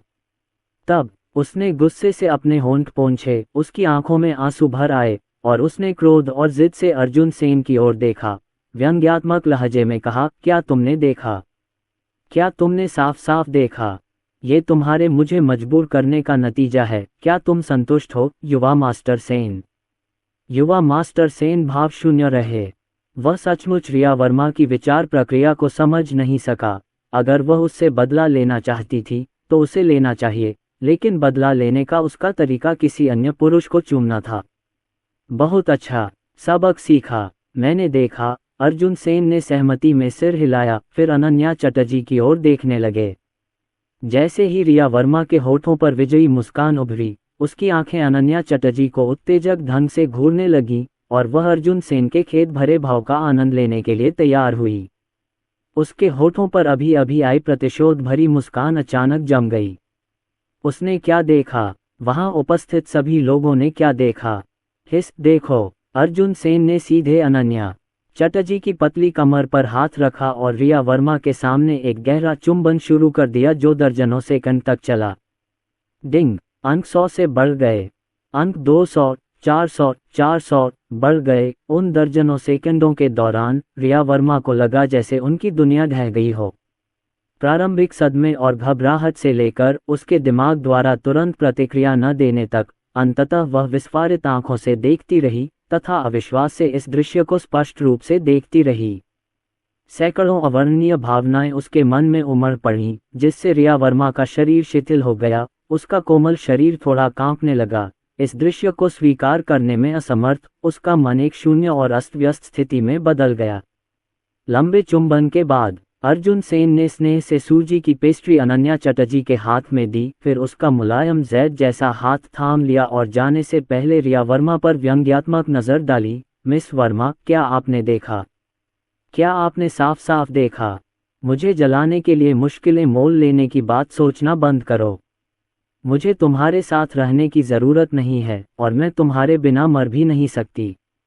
तुम्हें 1 इंच भी दो और तुम सचमुच सोचते हो कि तुम स्वर्गीय अमर हो। TSK 3 साल हो गए हैं, सपना खत्म हो जाना चाहिए, और मैंने तुमसे प्यार करना बहुत पहले ही छोड़ दिया था। वह जनरल निवास के एकमात्र युवा मास्टर थे जिनके पूर्वज एक शताब्दी पुराने कुलीन परिवार के सदस्य थे, जो बॉर्डर पास के ग्रैंड जनरल के रूप में सैन्य अधिकार रखते थे, और इससे भी अधिक उनके माता पिता और बड़ी बहन उन्हें बहुत प्यार करते थे। इतनी अच्छी पारिवारिक पृष्ठभूमि के साथ, जिसे लालटेन के साथ भी ढूंढना मुश्किल था, वह रिया वर्मा की चापलूसी क्यों करेगा? उसे खुश करने के लिए उसे कुत्ते की तरह विनम्र क्यों होना पड़ा? इन वर्षों में उनकी बिना शर्त दयालुता के कारण ही रिया वर्मा घमंडी बनी रही। इतनी घमंडी कि वह अपने परिवार की पृष्ठभूमि और स्थिति को पहचानने में विफल रहीं, इतनी घमंडी कि उन्होंने जनरल के निवास के यंग मास्टर को बैकअप के रूप में मानने का साहस किया, और यहाँ तक कि आत्मविश्वास से ये भी मान लिया कि वह एक बेहतर आदमी की हकदार हैं। रिया वर्मा को ये शब्द सुनकर होश आया। मैंने बहुत पहले ही तुमसे प्यार करना छोड़ दिया था। वह उस दिशा में शून्य दृष्टि से देखने लगी जिधर अर्जुन सेन अनन्या चटर्जी को ले जा रहा था।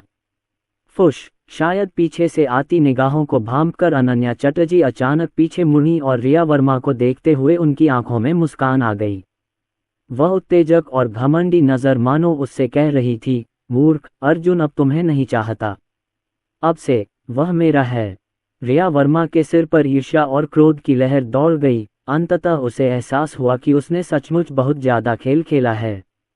उसने अपनी मुट्ठियां भींच लीं, निराशा में पैर पटकते हुए। आहा, असंभव, ऐसा नहीं हो सकता, यह कोई चाल होगी, मुझे विश्वास नहीं हो रहा, मुझे विश्वास नहीं हो रहा। अर्जुन सेन, तुम अभी यहाँ वापस आ जाओ, यहाँ वापस आ जाओ। मैं तुम्हें आदेश देता हूँ, तुरंत, अभी, यहाँ वापस आ जाओ। मैं तुम्हें उसका हाथ पकड़ने की इजाज़त नहीं देता। क्या तुम मुझे सुन रहे हो? क्या तुम मुझे सुन रहे हो? बूहू, मुझे विश्वास नहीं होता कि तुम अब मुझसे प्यार नहीं करते, ये झूठा होगा। बूहू। यूनर, रो मत। युवा मास्टर गुप्ता ने रिया वर्मा को पहले कभी इतनी निराशा में रोते नहीं देखा था। वह तुरंत घबरा गए और उसके आंसू पोंछने के लिए आगे बढ़े। तथापि उसका हाथ अभी उठा था। थप्पड़। रिया वर्मा ने उन्हें जोरदार थप्पड़ मारा।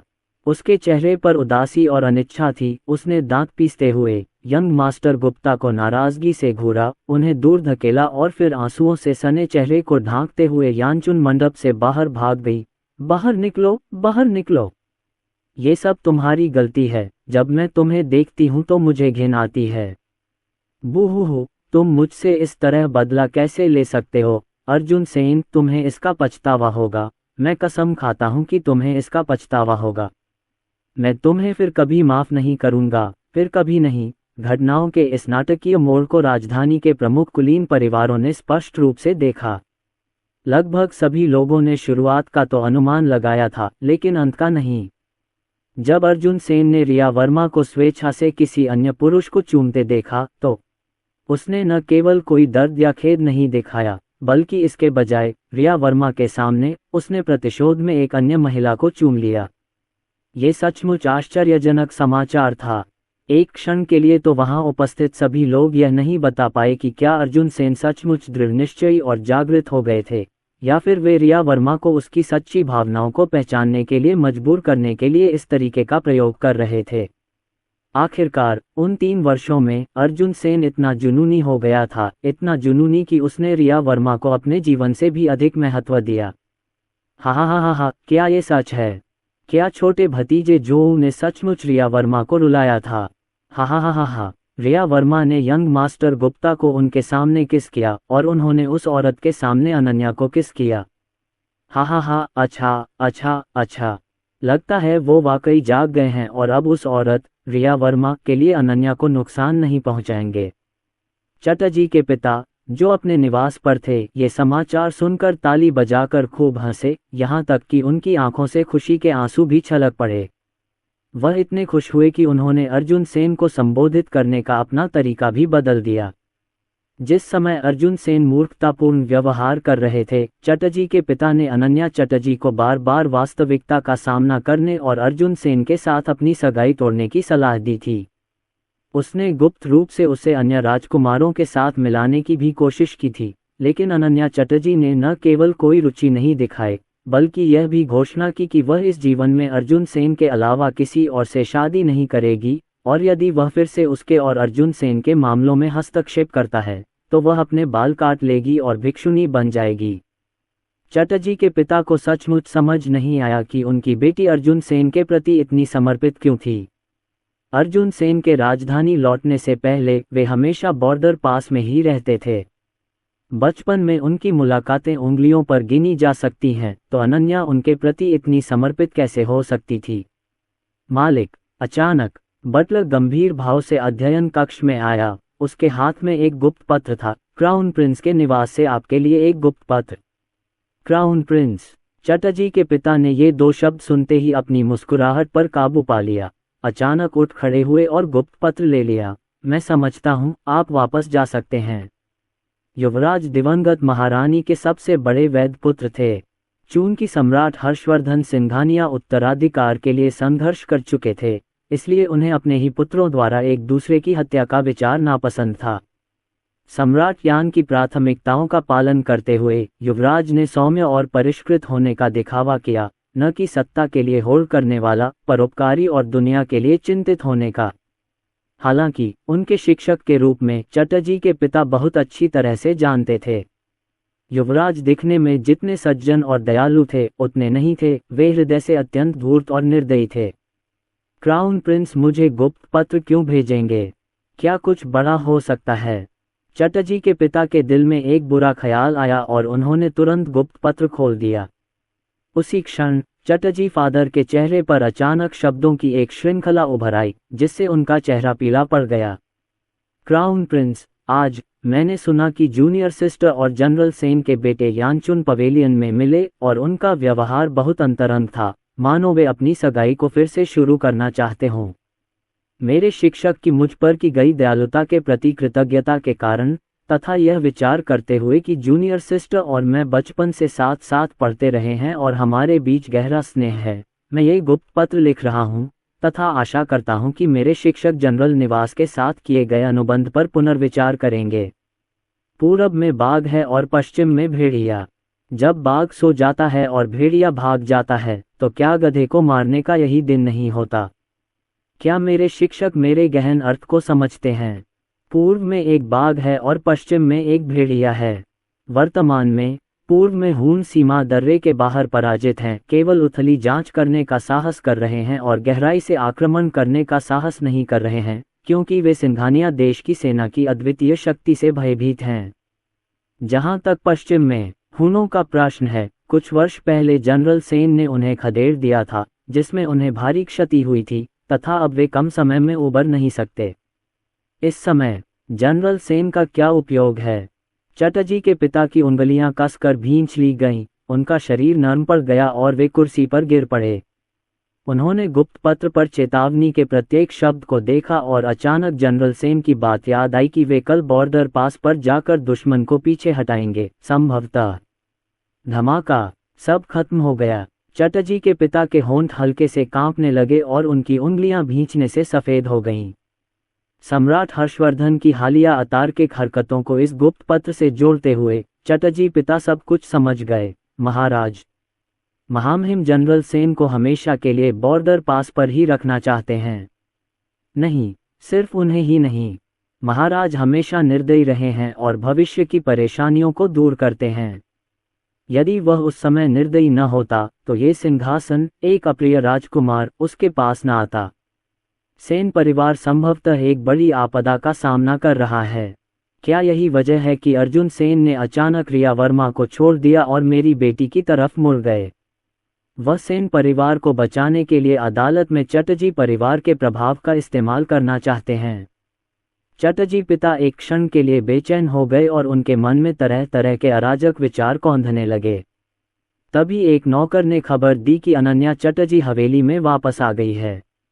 उन्होंने जल्दी से बटलर से अनन्या चटर्जी को अध्ययन कक्ष में बुलाने को कहा, फिर क्राउन प्रिंस का गुप्त पत्र अनन्या चटर्जी को सौंप दिया और अंत में अदालत की स्थिति का विश्लेषण किया और बताया कि सेन परिवार की वर्तमान स्थिति उनके लिए कितनी खतरनाक थी। ऐसे नाजुक मोड़ पर कोई भी व्यक्ति स्वयं को सुरक्षित रखेगा तथा किसी भी प्रकार की संलिप्तता के डर से सेन मैनर से दूर रहेगा। लेकिन अनन्या चटर्जी ने उस गुप्त पत्र पर केवल एक नज़र डाली, फिर उसे जला दिया और फिर चटर्जी पिता के सामने ऐसे बैठ गई जैसे कुछ हुआ ही न हो। बेटी, चटर्जी के पिता ने बार बार आह भरी, उनका चेहरा चिंता से भरा हुआ था और गंभीरता से सलाह दी, क्राउन प्रिंस मुझे अपना शिक्षक मानते हैं, इसलिए यह पत्र निश्चित रूप से झूठा नहीं है। जनरल सेन की बॉर्डर पास की यात्रा संभवतः एक तरफा यात्रा होगी और सेन मैनर संभवतः लंबे समय तक जीवित नहीं रहेगा। पहले तुम जिद्दी थे और अर्जुन सेन पर अड़े हुए थे और मैं, तुम्हारे पिता, ने तुम्हें नहीं रोका। लेकिन अब जब इतनी बड़ी बात हो ही गई है तो एक गलती हमारे पूरे परिवार को फांसी पर चढ़ा सकती है। अपने पिता की बात मानो और अर्जुन सेन से संपर्क तोड़ दो। मुझे सचमुच संदेह है कि सेन परिवार को अंदर की कहानी पता थी। उन्हें पता था कि महामहिम उनके खिलाफ कार्रवाई करने जा रहे हैं। यही कारण है कि वे अचानक जाग गए और सुलह करने के लिए आपके पास वापस आ गए। मुझे उनके बारे में इस तरह सोचने के लिए दोषी नहीं ठहराया जा सकता, क्योंकि वे रिया वर्मा को कितना पसंद करते थे। जैसा कि आप अच्छी तरह जानते हैं, अनन्या चटर्जी वहां सुरुचिपूर्ण और उत्कृष्ट मुद्रा में बैठी थीं। उसकी पतली उंगलियां उसकी ठुड्डी को सहारा दे रही थीं और उसके होठों पर एक हल्की आकर्षक मुस्कान लटकी हुई थी। मुझे पता है।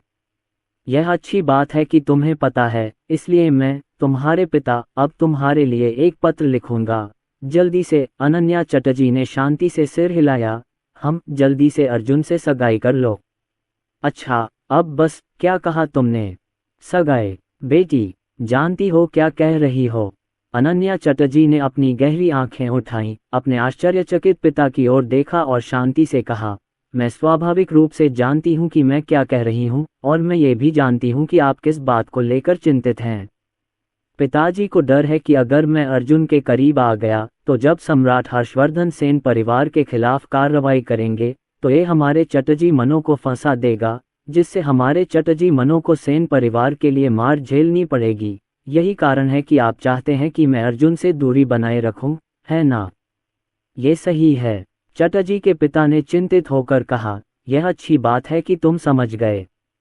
यदि आप समझ गए हैं तो जल्दी से अपनी स्थिति बताएं और अर्जुन सेन से संपर्क तोड़ दें। लेकिन पिताजी, मुझे तो पहले से ही पता था कि सम्राट हर्षवर्धन गधे को अनाज पीसने के बाद मार डालेंगे।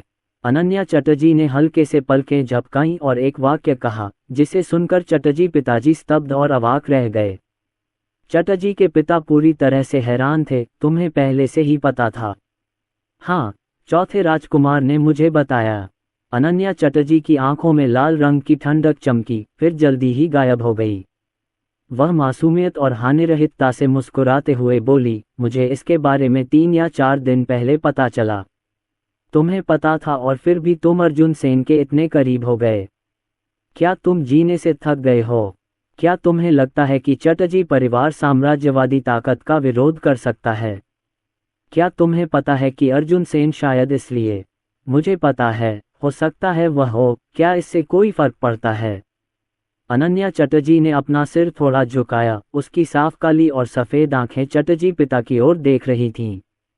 वह पहले से ही जानती थी कि सम्राट हर्षवर्धन सेन परिवार के खिलाफ कार्रवाई करने वाले हैं। वह ये भी जानती थी कि अर्जुन सेन किसी उद्देश्य से उसके पास आए थे। उसे ये भी स्पष्ट था कि इससे उसकी दुखद मृत्यु हो सकती है। लेकिन क्या इससे कोई फर्क पड़ता है? चटर्जी पिता, मेरी बेटी पागल है।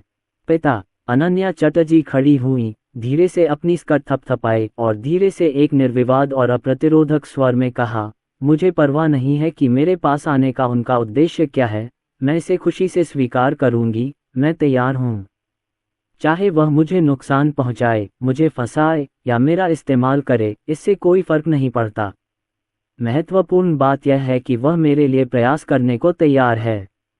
मेरा जीवन उसके लिए है और मैं उसके लिए जीता हूं।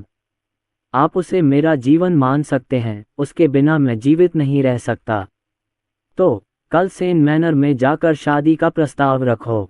आप जानते हैं पिताजी, यह एक निर्णय है, चर्चा नहीं। अनन्या चटर्जी का चेहरा इतना सुंदर था कि वह लुभावनी थी। वह आपको एक मंद मुस्कान के साथ देखती थी और आप उसे एक साम्राज्य सौंपने के लिए तैयार हो जाते थे। चटर्जी पिता को अब बिल्कुल ऐसा ही महसूस हो रहा था। वह क्रोध में अंदर ही अंदर क्यों थूक रहा था। उसके होंठ क्रोध से कांप रहे थे। लेकिन क्या करता, ऐसी प्रेमग्रस्त बेटी से मिलकर, और वह भी इतनी समझदार प्रेमग्रस्त बेटी से। क्या वह उसे छोड़ सकता था? नहीं, ये कैसा पाप है। मुझे 8 जन्मों का दुर्भाग्य मिला होगा। चटर्जी के पिता ने अपनी छाती पकड़ ली और कुर्सी पर बैठ गए और अंदर आए बटलर को कटु चेहरे के साथ निर्देश दिया, जाओ जाओ, अभी सगाई के उपहार तैयार करो और कल जनरल के निवास पर जाकर विवाह का प्रस्ताव रखो। मौत आ जाए, इस बूढ़े को अब किसी चीज का डर नहीं है। अध्ययन कक्ष में गूंजते निराशाजनक शब्द अनन्या चटर्जी के कानों तक सटीक रूप से पहुंचे। उसके कदम थोड़े रुक गए। उसने अपने होंठ थोड़े से मोड़ लिए। उसकी लंबी गहरी पलकें धीरे से उठी, आकाश में एक निश्चित स्थान की ओर देखते हुए, और वह धीरे से बुदबुदाई, पिताजी, आप नहीं मरेंगे। मैं इस दिन के लिए काफी समय से तैयारी कर रहा था। जिस आदमी की मैं रक्षा करना चाहता हूं उसे कोई नुकसान नहीं पहुंचा सकता। आप नहीं कर सकते, मैं नहीं कर सकता, और सम्राट हर्षवर्धन भी नहीं कर सकते। समय उड़ता गया और जल्द ही वह दिन आ गया जब जनरल सेन को युद्ध के लिए रवाना होना था। उस रात रिया वर्मा को एक भयानक दुस्वप्न आया। उसने सपना देखा कि वह अचानक जनरल निवास के भव्य विवाह समारोह में प्रकट हो गई है। दूल्हे की पोशाक पहने अर्जुन सेन ने मुस्कुराते हुए उसकी ओर देखा। उस कमबख्त अर्जुन सेन ने कहा था कि वो अब मुझसे प्यार नहीं करेगा, पर जब उसने ये कहा होगा तो उसका दिल कितना टूटा होगा, है ना? मैं तुम्हें आसानी से माफ नहीं करूंगी। मुझे इतने गहरे प्यार से देखना बेकार है। तुम्हारे साथ कौन स्वर्ग और धरती को प्रणाम करना चाहेगा? तुम तो बस बेवजह दूल्हे के लिबास में आ जाते हो। क्या मैं मान गया? मैं तो बिल्कुल नहीं मानूंगा। मैं तुम्हें बता रहा हूँ जो। रिया वर्मा मुख्य हॉल के बीच में खड़ी होकर अर्जुन सेन की ओर सीधे अपने विचार बुदा रही थी तथा अपना उच्च स्थान बनाए रखने का प्रयास कर रही थी। लेकिन जैसे ही उसने यह बात कही, उसकी अभिव्यक्ति अचानक रुक गई। उसने सपना देखा कि अर्जुन सेन उसकी ओर आया, फिर उसके पारदर्शी शरीर से होकर गुजरा और अनन्या चटर्जी के पास खड़ा हो गया, जो उसके पीछे थी। इस समय अनन्या चटर्जी ने लाल दुल्हन का जोड़ा पहना हुआ था और गहरे लाल रंग की शादी की पोशाक ने उनके चेहरे को अत्यंत सुंदर बना दिया था, मानो कोई देवी नश्वर संसार में उतर आए हो। हर हरकत, हर मुस्कान इतनी आकर्षक थी कि महिलाएं भी अपनी आंखें नहीं हटा पा रही थीं। अनन्या चटर्जी अर्जुन सेन की कलाई पकड़े शर्मीले भाव के साथ मुख्य हॉल में चली गईं। सबसे पहले स्वर्ग और पृथ्वी को प्रणाम। आदरणीय माता पिता को दूसरा प्रणाम। नहीं, नहीं, रिया वर्मा ने दोनों को झुकते हुए देखा, डर और अविश्वास से सिर हिलाया। वह तुरंत आगे बढ़ी, अनन्या चटर्जी को धक्का देना चाहती थी, लेकिन वह अनन्या चटर्जी के शरीर को छू भी नहीं पाए। वह घबराहट और दर्द से केवल अपना चेहरा ढक सकी और चिल्लाई, मत झुको। मैं तुम्हें झुकने से मना करती हूँ। बस करो अब। अर्जुन सेन, तुम इस लड़के से शादी कैसे कर सकते हो? मैं इससे सहमत नहीं हूँ। मैं रिया वर्मा हूँ। मैं वो औरत हूँ जिसे तुमने इतना प्यार किया कि तुम अपनी जान भी दे दोगे। मैं वो पत्नी हूँ जिससे तुम्हें शादी करनी चाहिए। तुम कैसे कह सकते हो कि अब तुम मुझसे प्यार नहीं करते? मैं इसे स्वीकार नहीं करती। वो अर्जुन सेन। जैसे ही रिया वर्मा फूट फूट कर रो रही थी, उनके सामने बैठी अनन्या चटर्जी ने अचानक अपना सिर उठाया। उनके होंठों पर व्यंग्यात्मक और उत्तेजक मुस्कान उभर आई, लगभग वैसी ही जैसी उन्होंने पिछली बार यांचुन पवेलियन में दिखाई थी। अनन्या चटर्जी ने तिरस्कार और हल्केपन से कहा, रिया वर्मा, तुम सहमत नहीं हो। तुम्हें असहमत होने का क्या अधिकार है? कविता सेन पहले वर्मा परिवार के पास सगाई के तोहफे लेकर आई थीं और शादी का प्रस्ताव रखा था। वह 8 बेयर वाली पालकी के साथ परिवार में आपकी शादी कराना चाहती थीं, लेकिन आपने मना कर दिया। अब जब अर्जुन सेन को अपनी गलती का एहसास हो गया है और उसने आपसे उम्मीद छोड़ दी है, तो आप क्यों रो रही हैं? क्या आप यही नहीं चाहती थीं? क्या आपने खुद उन्हें मना नहीं किया था? अब महान जनरल के निवास के युवा स्वामी अर्जुन सेन मेरे हैं। नहीं, नहीं, नहीं, ऐसा नहीं है। रिया वर्मा सपने में पागलों की तरह रोई। वह हताश होकर अर्जुन सेन की ओर दौड़ी, उसका हाथ पकड़ना चाहती थी, यहाँ तक कि अपनी गरिमा को त्यागना चाहती थी और बार बार कारण समझाना चाहती थी, चिल्लाते हुए कहती थी कि उसे अनन्या चटर्जी से शादी नहीं करनी चाहिए, लेकिन अर्जुन सेन उसे देख ही नहीं रहा था। वे आंखें, जो पहले सिर्फ उसके लिए हुआ करती थीं, अब अनन्या चटर्जी से भरी हुई थीं, सिर्फ अनन्या चटर्जी को ही थामे हुए थीं।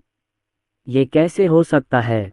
वो नहीं, नहीं, अर्जुन सेन, उससे शादी मत करो। मुझे पता है मैं बहुत आगे निकल गई। क्या तुम मुझसे माफ़ी मांगोगे? प्लीज़ मुझसे माफ़ी मांगो और मैं तुमसे शादी करने के लिए राज़ी हो जाऊंगी। ठीक है। मैं अब तुम्हारे लिए मुसीबत नहीं खड़ी करूंगी। वाह वाह। नहीं, तुम उसे चूम नहीं सकते, तुम उसके साथ दुल्हन के कमरे में प्रवेश नहीं कर सकते। नहीं, आफुश। रिया वर्मा अचानक बिस्तर से उछल पड़ी। उसने अपना सिर पकड़ लिया, अभी भी कांप रही थी, और उसे यह समझने में थोड़ा समय लगा कि ये सारे दृश्य बस एक सपना थे। सही, यह एक सपना था। वह तो बस इतना जानती थी, अर्जुन सेन उससे इतना प्यार करता था, वह किसी दूसरी औरत से शादी कैसे कर सकता था। पिछली बार यानचुन पवेलियन छोड़ने के बाद से ही रिया वर्मा अक्सर अनुपस्थित रहने लगी थी, और उनका आधा पूर्व अहंकार और आत्मविश्वास खत्म हो गया था, जो उनकी पृष्ठभूमि की अनदेखी करता था। वह अर्जुन सेन के शब्दों की सत्यता पर भी संदेह करने से खुद को नहीं रोक सकी। वह बेचैन होने लगी, उसे डर लगने लगा कि अर्जुन सेन के शब्द गुस्से में नहीं कहे गए थे, बल्कि सच थे कि वह अब उससे प्यार नहीं करता था। अब उसे उसकी जरूरत नहीं थी, और उसके कार्यों का उद्देश्य उसे झुकने के लिए मजबूर करना नहीं था। लेकिन 3 साल की आराधना और गिड़गिड़ाहट ने रिया वर्मा को ये सोचने पर मजबूर कर दिया कि यह कैसे संभव हो सकता है। अर्जुन सेन उससे इतना प्यार करता था, वह अचानक उससे प्यार करना कैसे बंद कर सकता था। ऐसा नहीं होगा। वह इतने लंबे समय तक जिद करता रहा, वह कैसे पलटकर अनन्या चटर्जी को चुन सकता है, सिर्फ इसलिए कि मैंने शादी का प्रस्ताव ठुकरा दिया था। रिया वर्मा, सोनिया की बात पर यकीन करना पड़ेगा। उसने तुम्हें डराने के लिए ऐसा कहा होगा। कुछ दिन में सब ठीक हो जाएगा। कुछ दिन में सब ठीक हो जाएगा। वो तुमसे माफ़ी मांगने ज़रूर आएगा। बस थोड़ा और इंतज़ार करो मम्मा, बस थोड़ा और इंतज़ार करो। जब वह कुछ दिनों में मुझे जीतने के लिए वापस आएगा, तो मैं उसके लिए चीज़ें मुश्किल नहीं बनाऊंगा। मैं उसे बस 1 घंटे के लिए घुटनों के बल बैठा दूंगा, बस। अनेक आत्मा सांत्वनापूर्ण विचारों के बाद रिया वर्मा ने अपनी छाती थपथपाई। उसने गहरी सांस ली, आंखें बंद की और कल्पना की कि अर्जुन सेन उसके पास वापस आ रहा है। फिर वह शांति से सो गई। इस बीच जनरल के निवास पर अर्जुन सेन के लगातार छूने और गले लगाने के बाद उनके अंक 1 लाख से बढ़कर एक भयावह संख्या 572,087 हो गए। पिछले अंकों को छोड़ दें तो उन्होंने सिर्फ 3 दिनों में ही 4 लाख से ज्यादा की कमाई कर ली, यानी औसतन लगभग 1,40,000 प्रतिदिन। इन संतोषजनक आंकड़ों को देखकर अर्जुन सेन को एक बहुत ही गंभीर सच्चाई का एहसास हुआ। अर्थात स्पर्श करना स्पर्श करने से बेहतर है, चुनाव वास्तव में प्रयास से बड़ा है। एक सही रास्ता उसे 100 गुना चक्कर लगाने से बचा सकता है। उसे खुश होना चाहिए कि वह उस समय सीधे भागने की हिम्मत रखता था, और फिर उसने पाया कि बहादुर लोगों को ही पहले पुरस्कार मिलते हैं।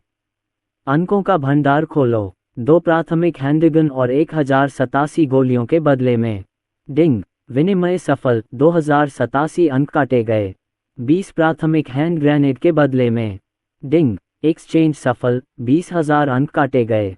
शेष कुल अंक 550,000 हैं।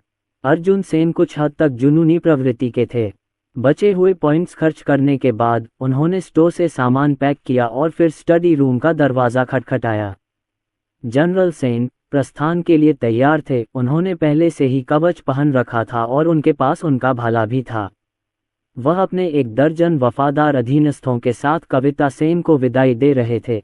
तभी उन्होंने अर्जुन सेन को एक पैकेज के साथ आते देखा और उनकी आंखें तुरंत लाल हो गईं, जो अनिच्छा और स्नेह से भरी थीं। ये प्रस्थान, यदि सब कुछ ठीक रहा तो वे 1 महीने में फिर मिलेंगे। यदि नहीं, तो ये येलो स्प्रिंग्स में पुनर्मिलन हो सकता है।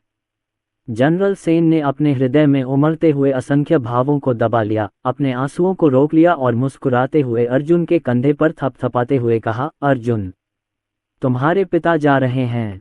तुम्हें अपना पूरा ध्यान रखना चाहिए और सभी बातों में सावधान रहना चाहिए। तुम्हारी माँ और मैंने इस बारे में बात की है। अगर कोई दुर्घटना होती है तो तुम बस बाकी सब की परवाह मत करना, अपनी जान बचाना और किसी भी कीमत पर राजधानी से भाग जाना। जब तक तुम जिंदा हो, सेन परिवार का वंश नहीं मिटेगा।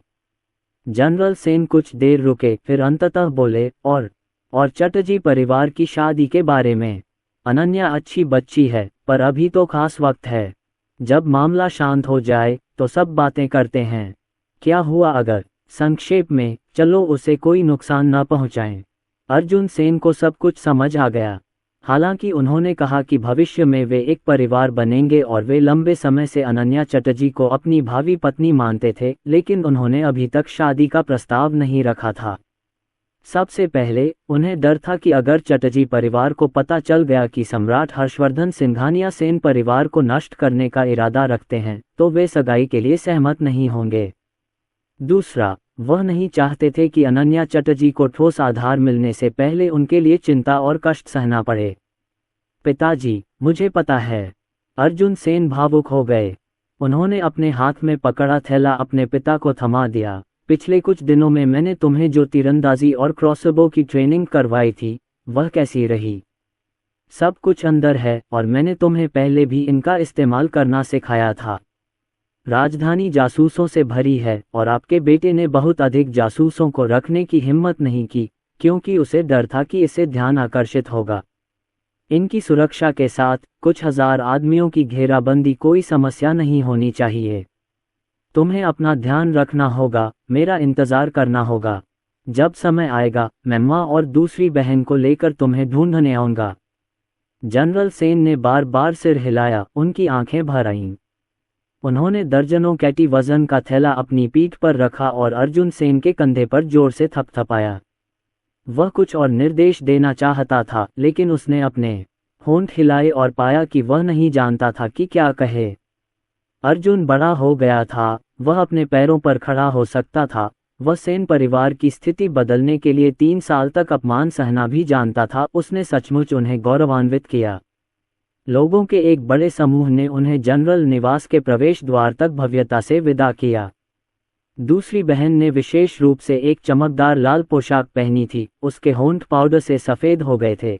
लाल रंग के कारण उसका छोटा चेहरा पीला दिखाई दे रहा था, जिससे वह और भी अधिक नाजुक और असहाय लग रही थी। उसने अपने पिता की लंबी और मजबूत पीठ की ओर देखा, अर्जुन सेन का हाथ कसकर पकड़े हुए, जोर से मुस्कुराने की कोशिश की और खुद को दिलासा देने के लिए धीरे से बोली, छोटे भाई, 1 महीने में सब ठीक हो जाएगा। हम 1 महीने में फिर से मिलेंगे, है ना? अर्जुन सेन ने द्वितीय बहन के काले बालों को सहलाया। जनरल सेन को घोड़े पर चढ़ते हुए देखा। उसके दिल में अनिच्छा और चिंता की लहर उमड़ रही थी। हाँ, ये होगा। द्वितीय बहन, डरो मत, मैं सब कुछ संभाल लूंगा। पिता, मेरा इंतजार करना। मैं द्वितीय बहन और माता के साथ घेरा तोड़कर सीमा दर्रे की ओर जाऊंगी और सभी बाधाओं के बावजूद स्थिति को बदल दूंगी। जी आप, इंतजार। जैसे ही जनरल सेन और उनके अधीनस्थ युद्ध के लिए रवाना होने वाले थे, चटर्जी मैनर से एक गाड़ी अचानक 100 मीटर दूर एक कोने से आती दिखाई दी।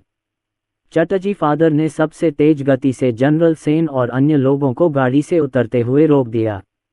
उसकी अभिव्यक्ति चिंतित थी और उसके चेहरे पर नाराजगी और लाइफ क्यू के निशान दिखाई दिए। आपका उपनाम जो है। यहीं रुकें। मेरी बेटी और आपके बेटे का मामला अभी तक हल नहीं हुआ है। आपने इतना बड़ा गड़बड़झाला किया है और आप बस ऐसे ही जा रहे हैं। ये किस तरह का व्यवहार है? तुम्हें पहले से ही पता है। जनरल सेन ने अपने पुराने मित्र के गुस्से भरे चेहरे को देखा और तुरंत कारण समझ गए। संभवतः चटर्जी पिता को सम्राट यान के सेन परिवार के खिलाफ कार्रवाई करने के इरादे के बारे में पता चला था और वे स्पष्टीकरण मांगने आए थे, है ना? ये सही है। ग्रैंड ट्यूटर चटर्जी वर्तमान क्राउन प्रिंस के शिक्षक थे और क्राउन प्रिंस उनका बहुत सम्मान करते थे। अर्जुन सेन और मिस चटर्जी के बीच के प्रेम प्रसंग ने पूरी राजधानी में काफ़ी हलचल मचा दी थी, इसलिए crown Prince grand tutor Chatterjee को सेन परिवार से दूरी बनाने की याद जरूर दिलाएंगे, है ना? बेशक, मुझे पता। चटर्जी के पिता का बूढ़ा चेहरा पीला पड़ गया था। उन्होंने जनरल सेन की ओर इशारा करते हुए उन्हें डांटा। शुरू में तो मैं यहाँ आना ही नहीं चाहता था, पर मेरी बेटी को इतना जिद्दी होने के लिए किसने कहा था कि मैं ही आ जाऊं? जनरल सेन अभी भी घोड़े पर सवार थे। उन्होंने अपने होठों को भींच लिया और अपने बेटे की ओर एक दोषी नज़र डाली। संभवतः ग्रैंड ट्यूटर चटर्जी विशेष रूप से संबंध तोड़ने के लिए आए थे, है ना? मुझे डर है कि यह शादी टूट जाएगी। यह अफसोस की बात थी कि उनके बेटे ने सेन परिवार के लिए इतना कुछ त्याग किया था, फिर भी अंततः उस महिला से शादी नहीं कर पाया जिससे वह प्यार करता था। एक पिता के रूप में उन्होंने ही अपने बेटे को निराश किया था। जनरल सेन ये सोचते हुए शर्म से पानी पानी होकर कहने ही वाले थे कि दोनों परिवारों के बीच की शादी रद्द कर देनी चाहिए। बूढ़े चेंग, मुझे इस बात का अफसोस है। अब तुम्हें सेन परिवार से दूरी बनाने की कोशिश करनी चाहिए। मैं इससे ज्यादा कुछ नहीं कहूँगा। अनन्या, वह बच्ची इससे भी ज्यादा की हकदार है। रिश्ते नहीं तोड़ सकते। चटर्जी के पिता गाल फुलाते हुए चिल्लाए, आज जब तुम परिवार के मुखिया यहाँ हो, जल्दी से सगाई पक्की कर लो। एक बार सब तय हो जाए तो तुम बॉर्डर पास जा सकते हो। क्या क्या? जनरल सेन वहीं दंग रह गए। मिस चटर्जी, चटर्जी मैनर की गाड़ी के अंदर बैठी थीं। उन्होंने पर्दा उठाया और बाहर निकल गईं। जैसे ही उसने ऊपर देखा, सहज ही उसे अर्जुन सेन का रूप नजर आया। उसे देखते ही उसकी आंखों की धुंधली भावशून्य गहराइयां उसकी तरह ही प्रकाश से फूट पड़ती, एक अद्वितीय सौंदर्य, चकाचौंध और आश्चर्यजनक रूप से मनमोहक। अर्जुन! मिस चटर्जी के गुलाबी होंठ हल्के से मुड़ गए। वहां मौजूद लोगों की परवाह न करते हुए वह गाड़ी से कूद पड़ी और पतली बाहें फैलाकर, आज्ञाकारी और कर्तव्यनिष्ठ होकर अर्जुन सेन के आलिंगन में आ गईं। अर्जुन सेन ने उसे पूरी तरह से गले लगा लिया। उसका हृदय संतोष से भर गया। कल रात अर्जुन नींद में कुछ बुदबुदा रहा था, शायद ये शिकायत कर रहा था कि जब वह उससे मिली थी तो वह बहुत ठंडी लग रही थी। काश अगली बार जब वे मिलें तो वह खुशी खुशी खुद को उसकी बाहों में डाल सके। वह असल में ठंडी नहीं पड़ना चाहती थी, वह बस खुद को रोक रही थी। डर रही थी कि कहीं अर्जुन उससे घृणा न करने लगे या उसे नापसंद न करने लगे। सच तो यह है कि बहुत पहले ही वह उस पर टूट पड़ना चाहती थी। अब बहुत देर नहीं हो गई थी, है ना? क्या आप इसी तरह झपटते हैं? मिस चटर्जी ने मन ही मन सोचा। बूढ़े चेंग, ये। जनरल सेन ने यह दृश्य देखा, चौंके और स्तब्ध, फिर चटर्जी फादर की ओर मुड़े। तुमने सचमुच कोई गलती नहीं की। तुम पागल नहीं हो। तुम सब कुछ जानते हो और फिर भी अर्जुन से शादी करना चाहते हो। क्या आपको डर नहीं लगता कि आप में फंस जाएंगे? चटर्जी के पिता ने नाक भान से कुड़ी, अपना सिर घुमाया और मिस चटर्जी को घूरा। उनका स्वर असहाय और लाड़ प्यार भरा था। मैं पागल नहीं हूँ, वह पागल है। वह अर्जुन सेन के साथ रहने के लिए दृढ़ है, चाहे कुछ भी हो जाए। मुझे सच में नहीं पता कि आपके बेटे ने उस पर किस तरह का जादू चलाया है। मैं क्या कर सकता हूँ? मेरी तो बस यही एक प्यारी बेटी है। मैं उसे घर से बाहर तो नहीं निकाल सकता कि वह खुद अपना ख्याल खुद रखे, है ना? जल्दी करो, मैंने सगाई के कागजात तैयार कर लिए हैं। जल्दी से घोड़े से उतरो, मामला निपटाओ और फिर चले जाओ। इन शब्दों ने जनरल सेन के हृदय को दुख और भावना दोनों से भर दिया। कविता सेन और दूसरी बहन ने अपनी उंगलियां और भी कसकर भींच लीं। उनके दिलों में एक अवर्णनीय खुशी उमड़ रही थी। उन्होंने सचमुच इसकी उम्मीद नहीं की थी। उन्होंने चटर्जी परिवार से इतना वफादार और धर्मी होने की उम्मीद नहीं की थी। वे स्पष्ट रूप से जानते थे कि सेन परिवार को एक बड़ी विपत्ति का सामना करना पड़ेगा, फिर भी इस समय उन्होंने बिना किसी हिचकिचाहट के सगाई करने का फैसला किया। उन्होंने कहा कि यह उनकी बेटी की पसंद के कारण था, लेकिन यदि चटर्जी पिता थोड़े अधिक निर्दयी होते और वास्तव में सेन परिवार के साथ अपने संबंधों की परवाह नहीं करते, तो वे व्यक्तिगत रूप से नहीं आते।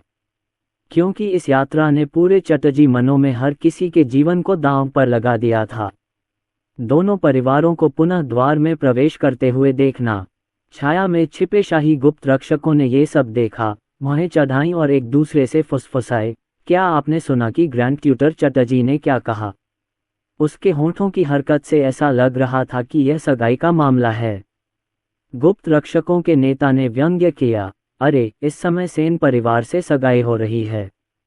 उसे शायद पता नहीं है कि सेन परिवार पूरी तरह बर्बाद होने वाला है। एक बार यह सगाई पक्की हो गई तो चटर्जी मैनर निश्चित रूप से इसमें फंस जाएगा। अगर मरा नहीं तो कम से कम खाल की एक परत तो जाएगी ही। कितनी मूर्खता है। वैसे क्या जनरल सेन ने हाल ही में कोई असामान्यता दिखाई है? और वह निकम्मा अर्जुन सेन। ये सारी बातें महाराज को अवश्य बतानी चाहिए। गुप्त रक्षक ने अपना सिर हिलाया, कुछ भी असामान्य नहीं है। जनरल सेन को शायद पता है कि उनका अंत निकट है, इसलिए वे पिछले कुछ दिनों से लगातार क्रॉसबो और तीरंदाजी का अभ्यास कर रहे हैं। जहां तक अर्जुन सेन की बात है, वह निकम्मा, मिस चटर्जी को गले लगाने और दुलारने के अलावा बस बीच बीच में उन्हें घूरता रहता है, औरतों के बारे में सोचता रहता है। ये सेन परिवार खत्म हो गया है। क्या बॉर्डर पास मार्ग पर लोगों के लिए व्यवस्था कर दी गई है? छुपे हुए पहरेदारों के नेता ने अपनी निर्दयी आंखें थोड़ी सिकुड़ते हुए अपने अधीनस्थ की ओर देखा और पूछा, बॉर्डर पास पर 3 लाख सैनिकों की तैनाती के साथ जनरल सेन की यात्रा निश्चित रूप से डाकुओं से ग्रस्त उस क्षेत्र से होकर गुजरेगी। महाराज ने आदेश दिया है, बिना दया के मार डालो। उसे बॉर्डर पास तक जीवित पहुंचने की अनुमति बिल्कुल नहीं दी जा सकती। छिपे हुए पहरेदार ने सिर हिलाकर धीमी आवाज में जवाब दिया, सब कुछ तय हो चुका है। डाकुओं के वेश में 300 कुलीन हत्यारे अपरिहार्य रास्ते पर इंतजार कर रहे हैं। अगर जनरल सेन आने की हिम्मत करेंगे तो उनकी मौत तय है। वह और उसके दर्जन भर अधीनस्थ निश्चित रूप से बॉर्डर पास तक नहीं पहुंच पाएंगे। यही कारण था कि सम्राट हर्षवर्धन सिंघानिया ने जनरल सेन को बॉर्डर पास जाकर सेना की कमान संभालने के लिए राजी कर लिया। राजधानी भीड़ भाड़ वाली और चौकस निगाहों से भरी हुई थी और सम्राट हर्षवर्धन सिंघानिया को अपनी प्रतिष्ठा और प्रभाव का ध्यान रखना था और अपने वफादार अधिकारियों को आसानी से नुकसान पहुंचाने की हिम्मत नहीं करनी थी, कहीं ऐसा न हो कि इससे दुनिया भर के लोगों का मनोबल गिर जाए। लेकिन एक बार जब वह राजधानी छोड़ देंगे तो जनरल सेन पर कौन ध्यान देगा? 300 कुलीन हत्यारे जो डाकुओं का वेश धारण किए हुए थे, सभी अद्वितीय स्वामी थे। क्या अकेले जनरल सेन और उनके 1 दर्जन वफादार अधीनस्थों के पास कोई मौका हो सकता है? छिपे हुए रक्षकों का नेता बहुत दिमाग खपाने के बाद भी यह विश्वास नहीं कर पा रहा था कि जनरल सेन के पास इतनी महान क्षमता है कि 1 दर्जन लोग शाही परिवार द्वारा दशकों से प्रशिक्षित कुलीन हत्यारों का मुकाबला कर सकते हैं। धीरे धीरे समय बीतता गया। चटर्जी परिवार और सेन परिवार के बीच सगाई के दस्तावेजों का आदान प्रदान पूरा हो गया और जनरल सेन, भावना और शर्म से भरकर, अपने घोड़े पर सवार होकर सीधे बॉर्डर पास की ओर चल पड़े। इस समय रिया वर्मा को अभी भी अर्जुन सेन की अनन्या चटर्जी से सगाई के बारे में पता नहीं था। वह पीछे वाले अध्ययन कक्ष में छुपी हुई झुंझलाहट से भरे चेहरे के साथ यंग मास्टर गुप्ता और मिसेज गुप्ता की असहनीय बातें सुन रही थी। क्या सुरेश वर्मा शायद मेरे गुप्ता परिवार की पृष्ठभूमि को तुच्छ समझते हैं और सोचते हैं कि यह यंग मास्टर सेन की तरह अच्छा नहीं है? अगर आप इसे बुरा नहीं मान रहे हैं तो मेरे बेटे और मिस वर्मा की शादी के लिए राजी क्यों नहीं हो रहे? दोनों एक दूसरे से बहुत प्यार करते हैं और उनके बीच अंतरंग संबंध भी बन चुके हैं। उस दिन यानचुन मंडप में मौजूद सभी लोगों ने इसे अपनी आंखों से देखा था। आपकी बेटी ने यंग मास्टर सेन के सामने मेरे बेटे को चूमा। जैसे ही मेरा बेटा जागीर लौटा, उसने मुझे वर्मा जागीर में आकर शादी का प्रस्ताव रखने के लिए कहा, ये कहते हुए कि उसने मिस वर्मा की प्रतिष्ठा को कलंकित किया है और मिस वर्मा को उचित दर्जा देने पर जोर दिया। इसके अलावा सुरेश वर्मा, मेरा गुप्ता परिवार कम से कम एक 3रे दर्जे के अधिकारी का परिवार तो है ही। क्या कोई ऐसी जगह है जहां हम आपके वर्मा परिवार से मेल नहीं खाते? रिया वर्मा ने अपना चेहरा दिखाने की बिल्कुल भी हिम्मत नहीं की। वह सचमुच बहुत गुस्से में थी। वह मरा हुआ मोटा आदमी पागल हो गया होगा। उसने तो बस अर्जुन सेन को नाराज करने के लिए उसे चूमा था, बस। वो कैसी बकवास कर रहा था? अंतरंग संपर्क से उसका क्या मतलब था? ये अंतरंग संपर्क कहाँ था? और किस कलंकित प्रतिष्ठा से? कैसी प्रतिष्ठा थी वह? क्या ये सिर्फ एक मित्र की मदद नहीं थी? भला उसे गुप्ता परिवार जैसा छोटा परिवार कैसे भा सकता था? अब तो वह चौथे राजकुमार जैसे राज परिवार में शादी करने को भी तुच्छ समझती थी। ये बात उसे सचमुच क्रोधित कर रही थी। सौभाग्य से सुरेश वर्मा भी ऊंची आकांक्षाओं वाले लेकिन सीमित क्षमताओं वाले व्यक्ति थे। उन्होंने मन ही मन गुप्ता परिवार को कोसा, लेकिन ऊपर से विनम्रता से कहा, श्रीमती गुप्ता, आप हद कर रही हैं।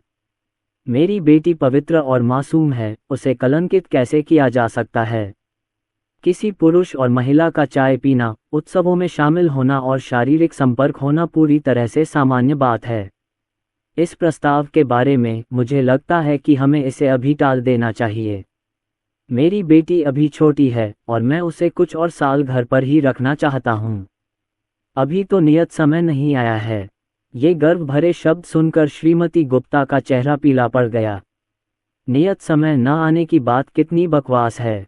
वास्तव में उसने सुरेश वर्मा की आंखों में तिरस्कार और व्यंग्य साफ देखा था। चाहे जो भी हो, उसका गुप्ता परिवार तो तीसरे दर्जे का ही था। वर्मा परिवार के चौथे दर्जे के सरकारी अधिकारी से कहीं ऊपर। उसकी हिम्मत कैसे हुई इतनी उपेक्षापूर्ण नजरों से देखने की। उस चंचल रिया वर्मा को अर्जुन सेन ने बिगाड़ दिया था। उसका स्तर ऊंचा हो गया था और अब वह गुप्ता परिवार को नीची नज़र से देखती थी। यदि उसका बेटा लगातार रिया वर्मा के बारे में न सोचता, इस बात पर जोर न देता कि रिया वर्मा दयालु और पवित्र है और किसी और से शादी करने से इनकार न करता, तो क्या वह बेशर्मी से वर्मा मैनर में शादी का प्रस्ताव रखने आती? क्या वह ऐसी चंचल युवती को अपनी बहू चुनेगी जो बिना सोचे समझे अन्य पुरुषों को चूम लेगी? सुरेश वर्मा। श्रीमती गुप्ता ने कई गहरी सांसें लीं और फिर ठंडे व्यंग्य से जवाब दिया, मैं एक सीधी सादी इंसान हूँ, इसलिए मैं आपके साथ गोलमोल बातें नहीं करूँगी।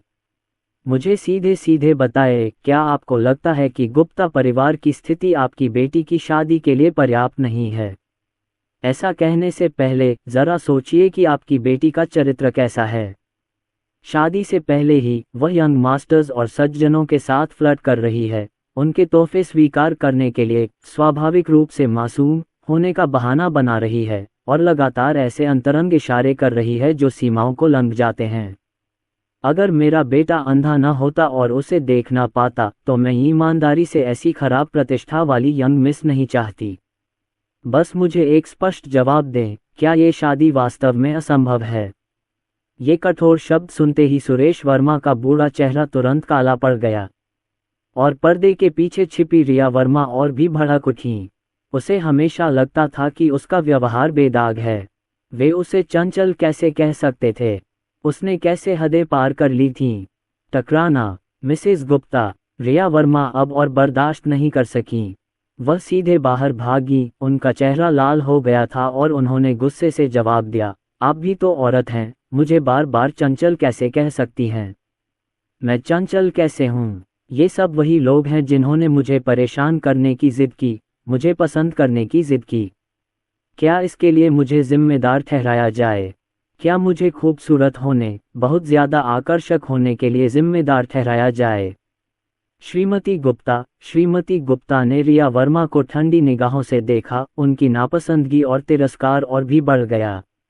युवा मास्टर गुप्ता रिया वर्मा के साथ अन्याय होते देख इतने व्यथित हो गए कि उन्हें समझ नहीं आया कि क्या करें। उन्होंने हताश होकर अपनी मां की आस्तीन खींची और श्रीमती गुप्ता को संकेत दिया कि वे अब अनाहत करने वाले शब्दों को न कहें। उसकी पवित्र और दयालु देवी ऐसा अपमान सहन नहीं कर सकी। ये सब उसका अपना चुनाव था। चुप रहो। श्रीमती गुप्ता ने अचानक अपनी आस्तीन खींच ली और अपने बेटे को, जो रिया वर्मा पर मोहित था, घूरने लगी। फिर अपनी उंगली सीधे रिया वर्मा के आंसुओं से सने चेहरे पर रखते हुए जोर से गाली देते हुए बोली, तुम बहुत सुंदर हो, तुम आकर्षक हो। मुझे लगता है कि यंग मास्टर सेन ने तुम्हें सचमुच इतना बिगाड़ दिया है कि तुम्हें अपनी जगह का भी पता नहीं है। सुंदरता के मामले में तुम मिस चटर्जी के 1000वें हिस्से से भी कैसे तुलना कर सकती हो? बात बस इतनी है कि यंग मास्टर सेन पहले अंधे थे, इसलिए तुमसे चिपके रहने की जिद कर रहे थे। ओह, ये सही है। ये कहते हुए श्रीमती गुप्ता अचानक विजयी हंसी हंस पड़ीं। उसे अब अपनी छवि या परवरिश की कोई परवाह नहीं थी। वह बहुत पहले ही इस घटिया रिया वर्मा से तंग आ चुकी थी, जो लगातार उसके बेटे को परेशान करती थी, उसे चीजें खरीदने के लिए मजबूर करती थी और फिर उपहार स्वीकार करने के बाद एक उच्च विचारों वाली बदचलन औरत होने का नाटक करती थी। ये कैसा निकम्मा विवाह प्रस्ताव है? शादी, मेरे पैर। आप हमारे गुप्ता परिवार को इतना नीची नज़र से देखते हैं, लेकिन शायद आपको कुछ पता नहीं है ना? मिसेस गुप्ता ने एक बार फिर यंग मास्टर गुप्ता का हाथ झटक दिया, अपने होंठ सिकोड़ लिए और रिया वर्मा की तरफ ऐसे व्यंग्यात्मक नज़रों से देखा मानो कोई मजाक देख रही हों। रिया वर्मा के चेहरे पर थोड़ी सी ठंडक छा गई। क्या है? अचानक एक अशुभ पूर्वाभास उत्पन्न हुआ। तभी श्रीमती गुप्ता ने तिरस्कारपूर्ण व्यंग्य किया। बाद में उसने कुछ ऐसे शब्द कहे कि रिया वर्मा और सुरेश वर्मा के चेहरे का रंग उड़ गया। उसने गुस्से से कहा, तुम्हें देखकर लगता है कि तुम अभी भी बड़े बड़े सपने देख रहे हो। तुम्हें अब भी लगता है कि देश की रक्षा करने वाले प्रतिष्ठित प्रथम श्रेणी के जनरल का बेटा तुम्हारे बिना नहीं रह सकता, और रोएगा, गिड़गिड़ाएगा और तुम्हें अपने घर में स्वागत करने के लिए घुटने टेकेगा।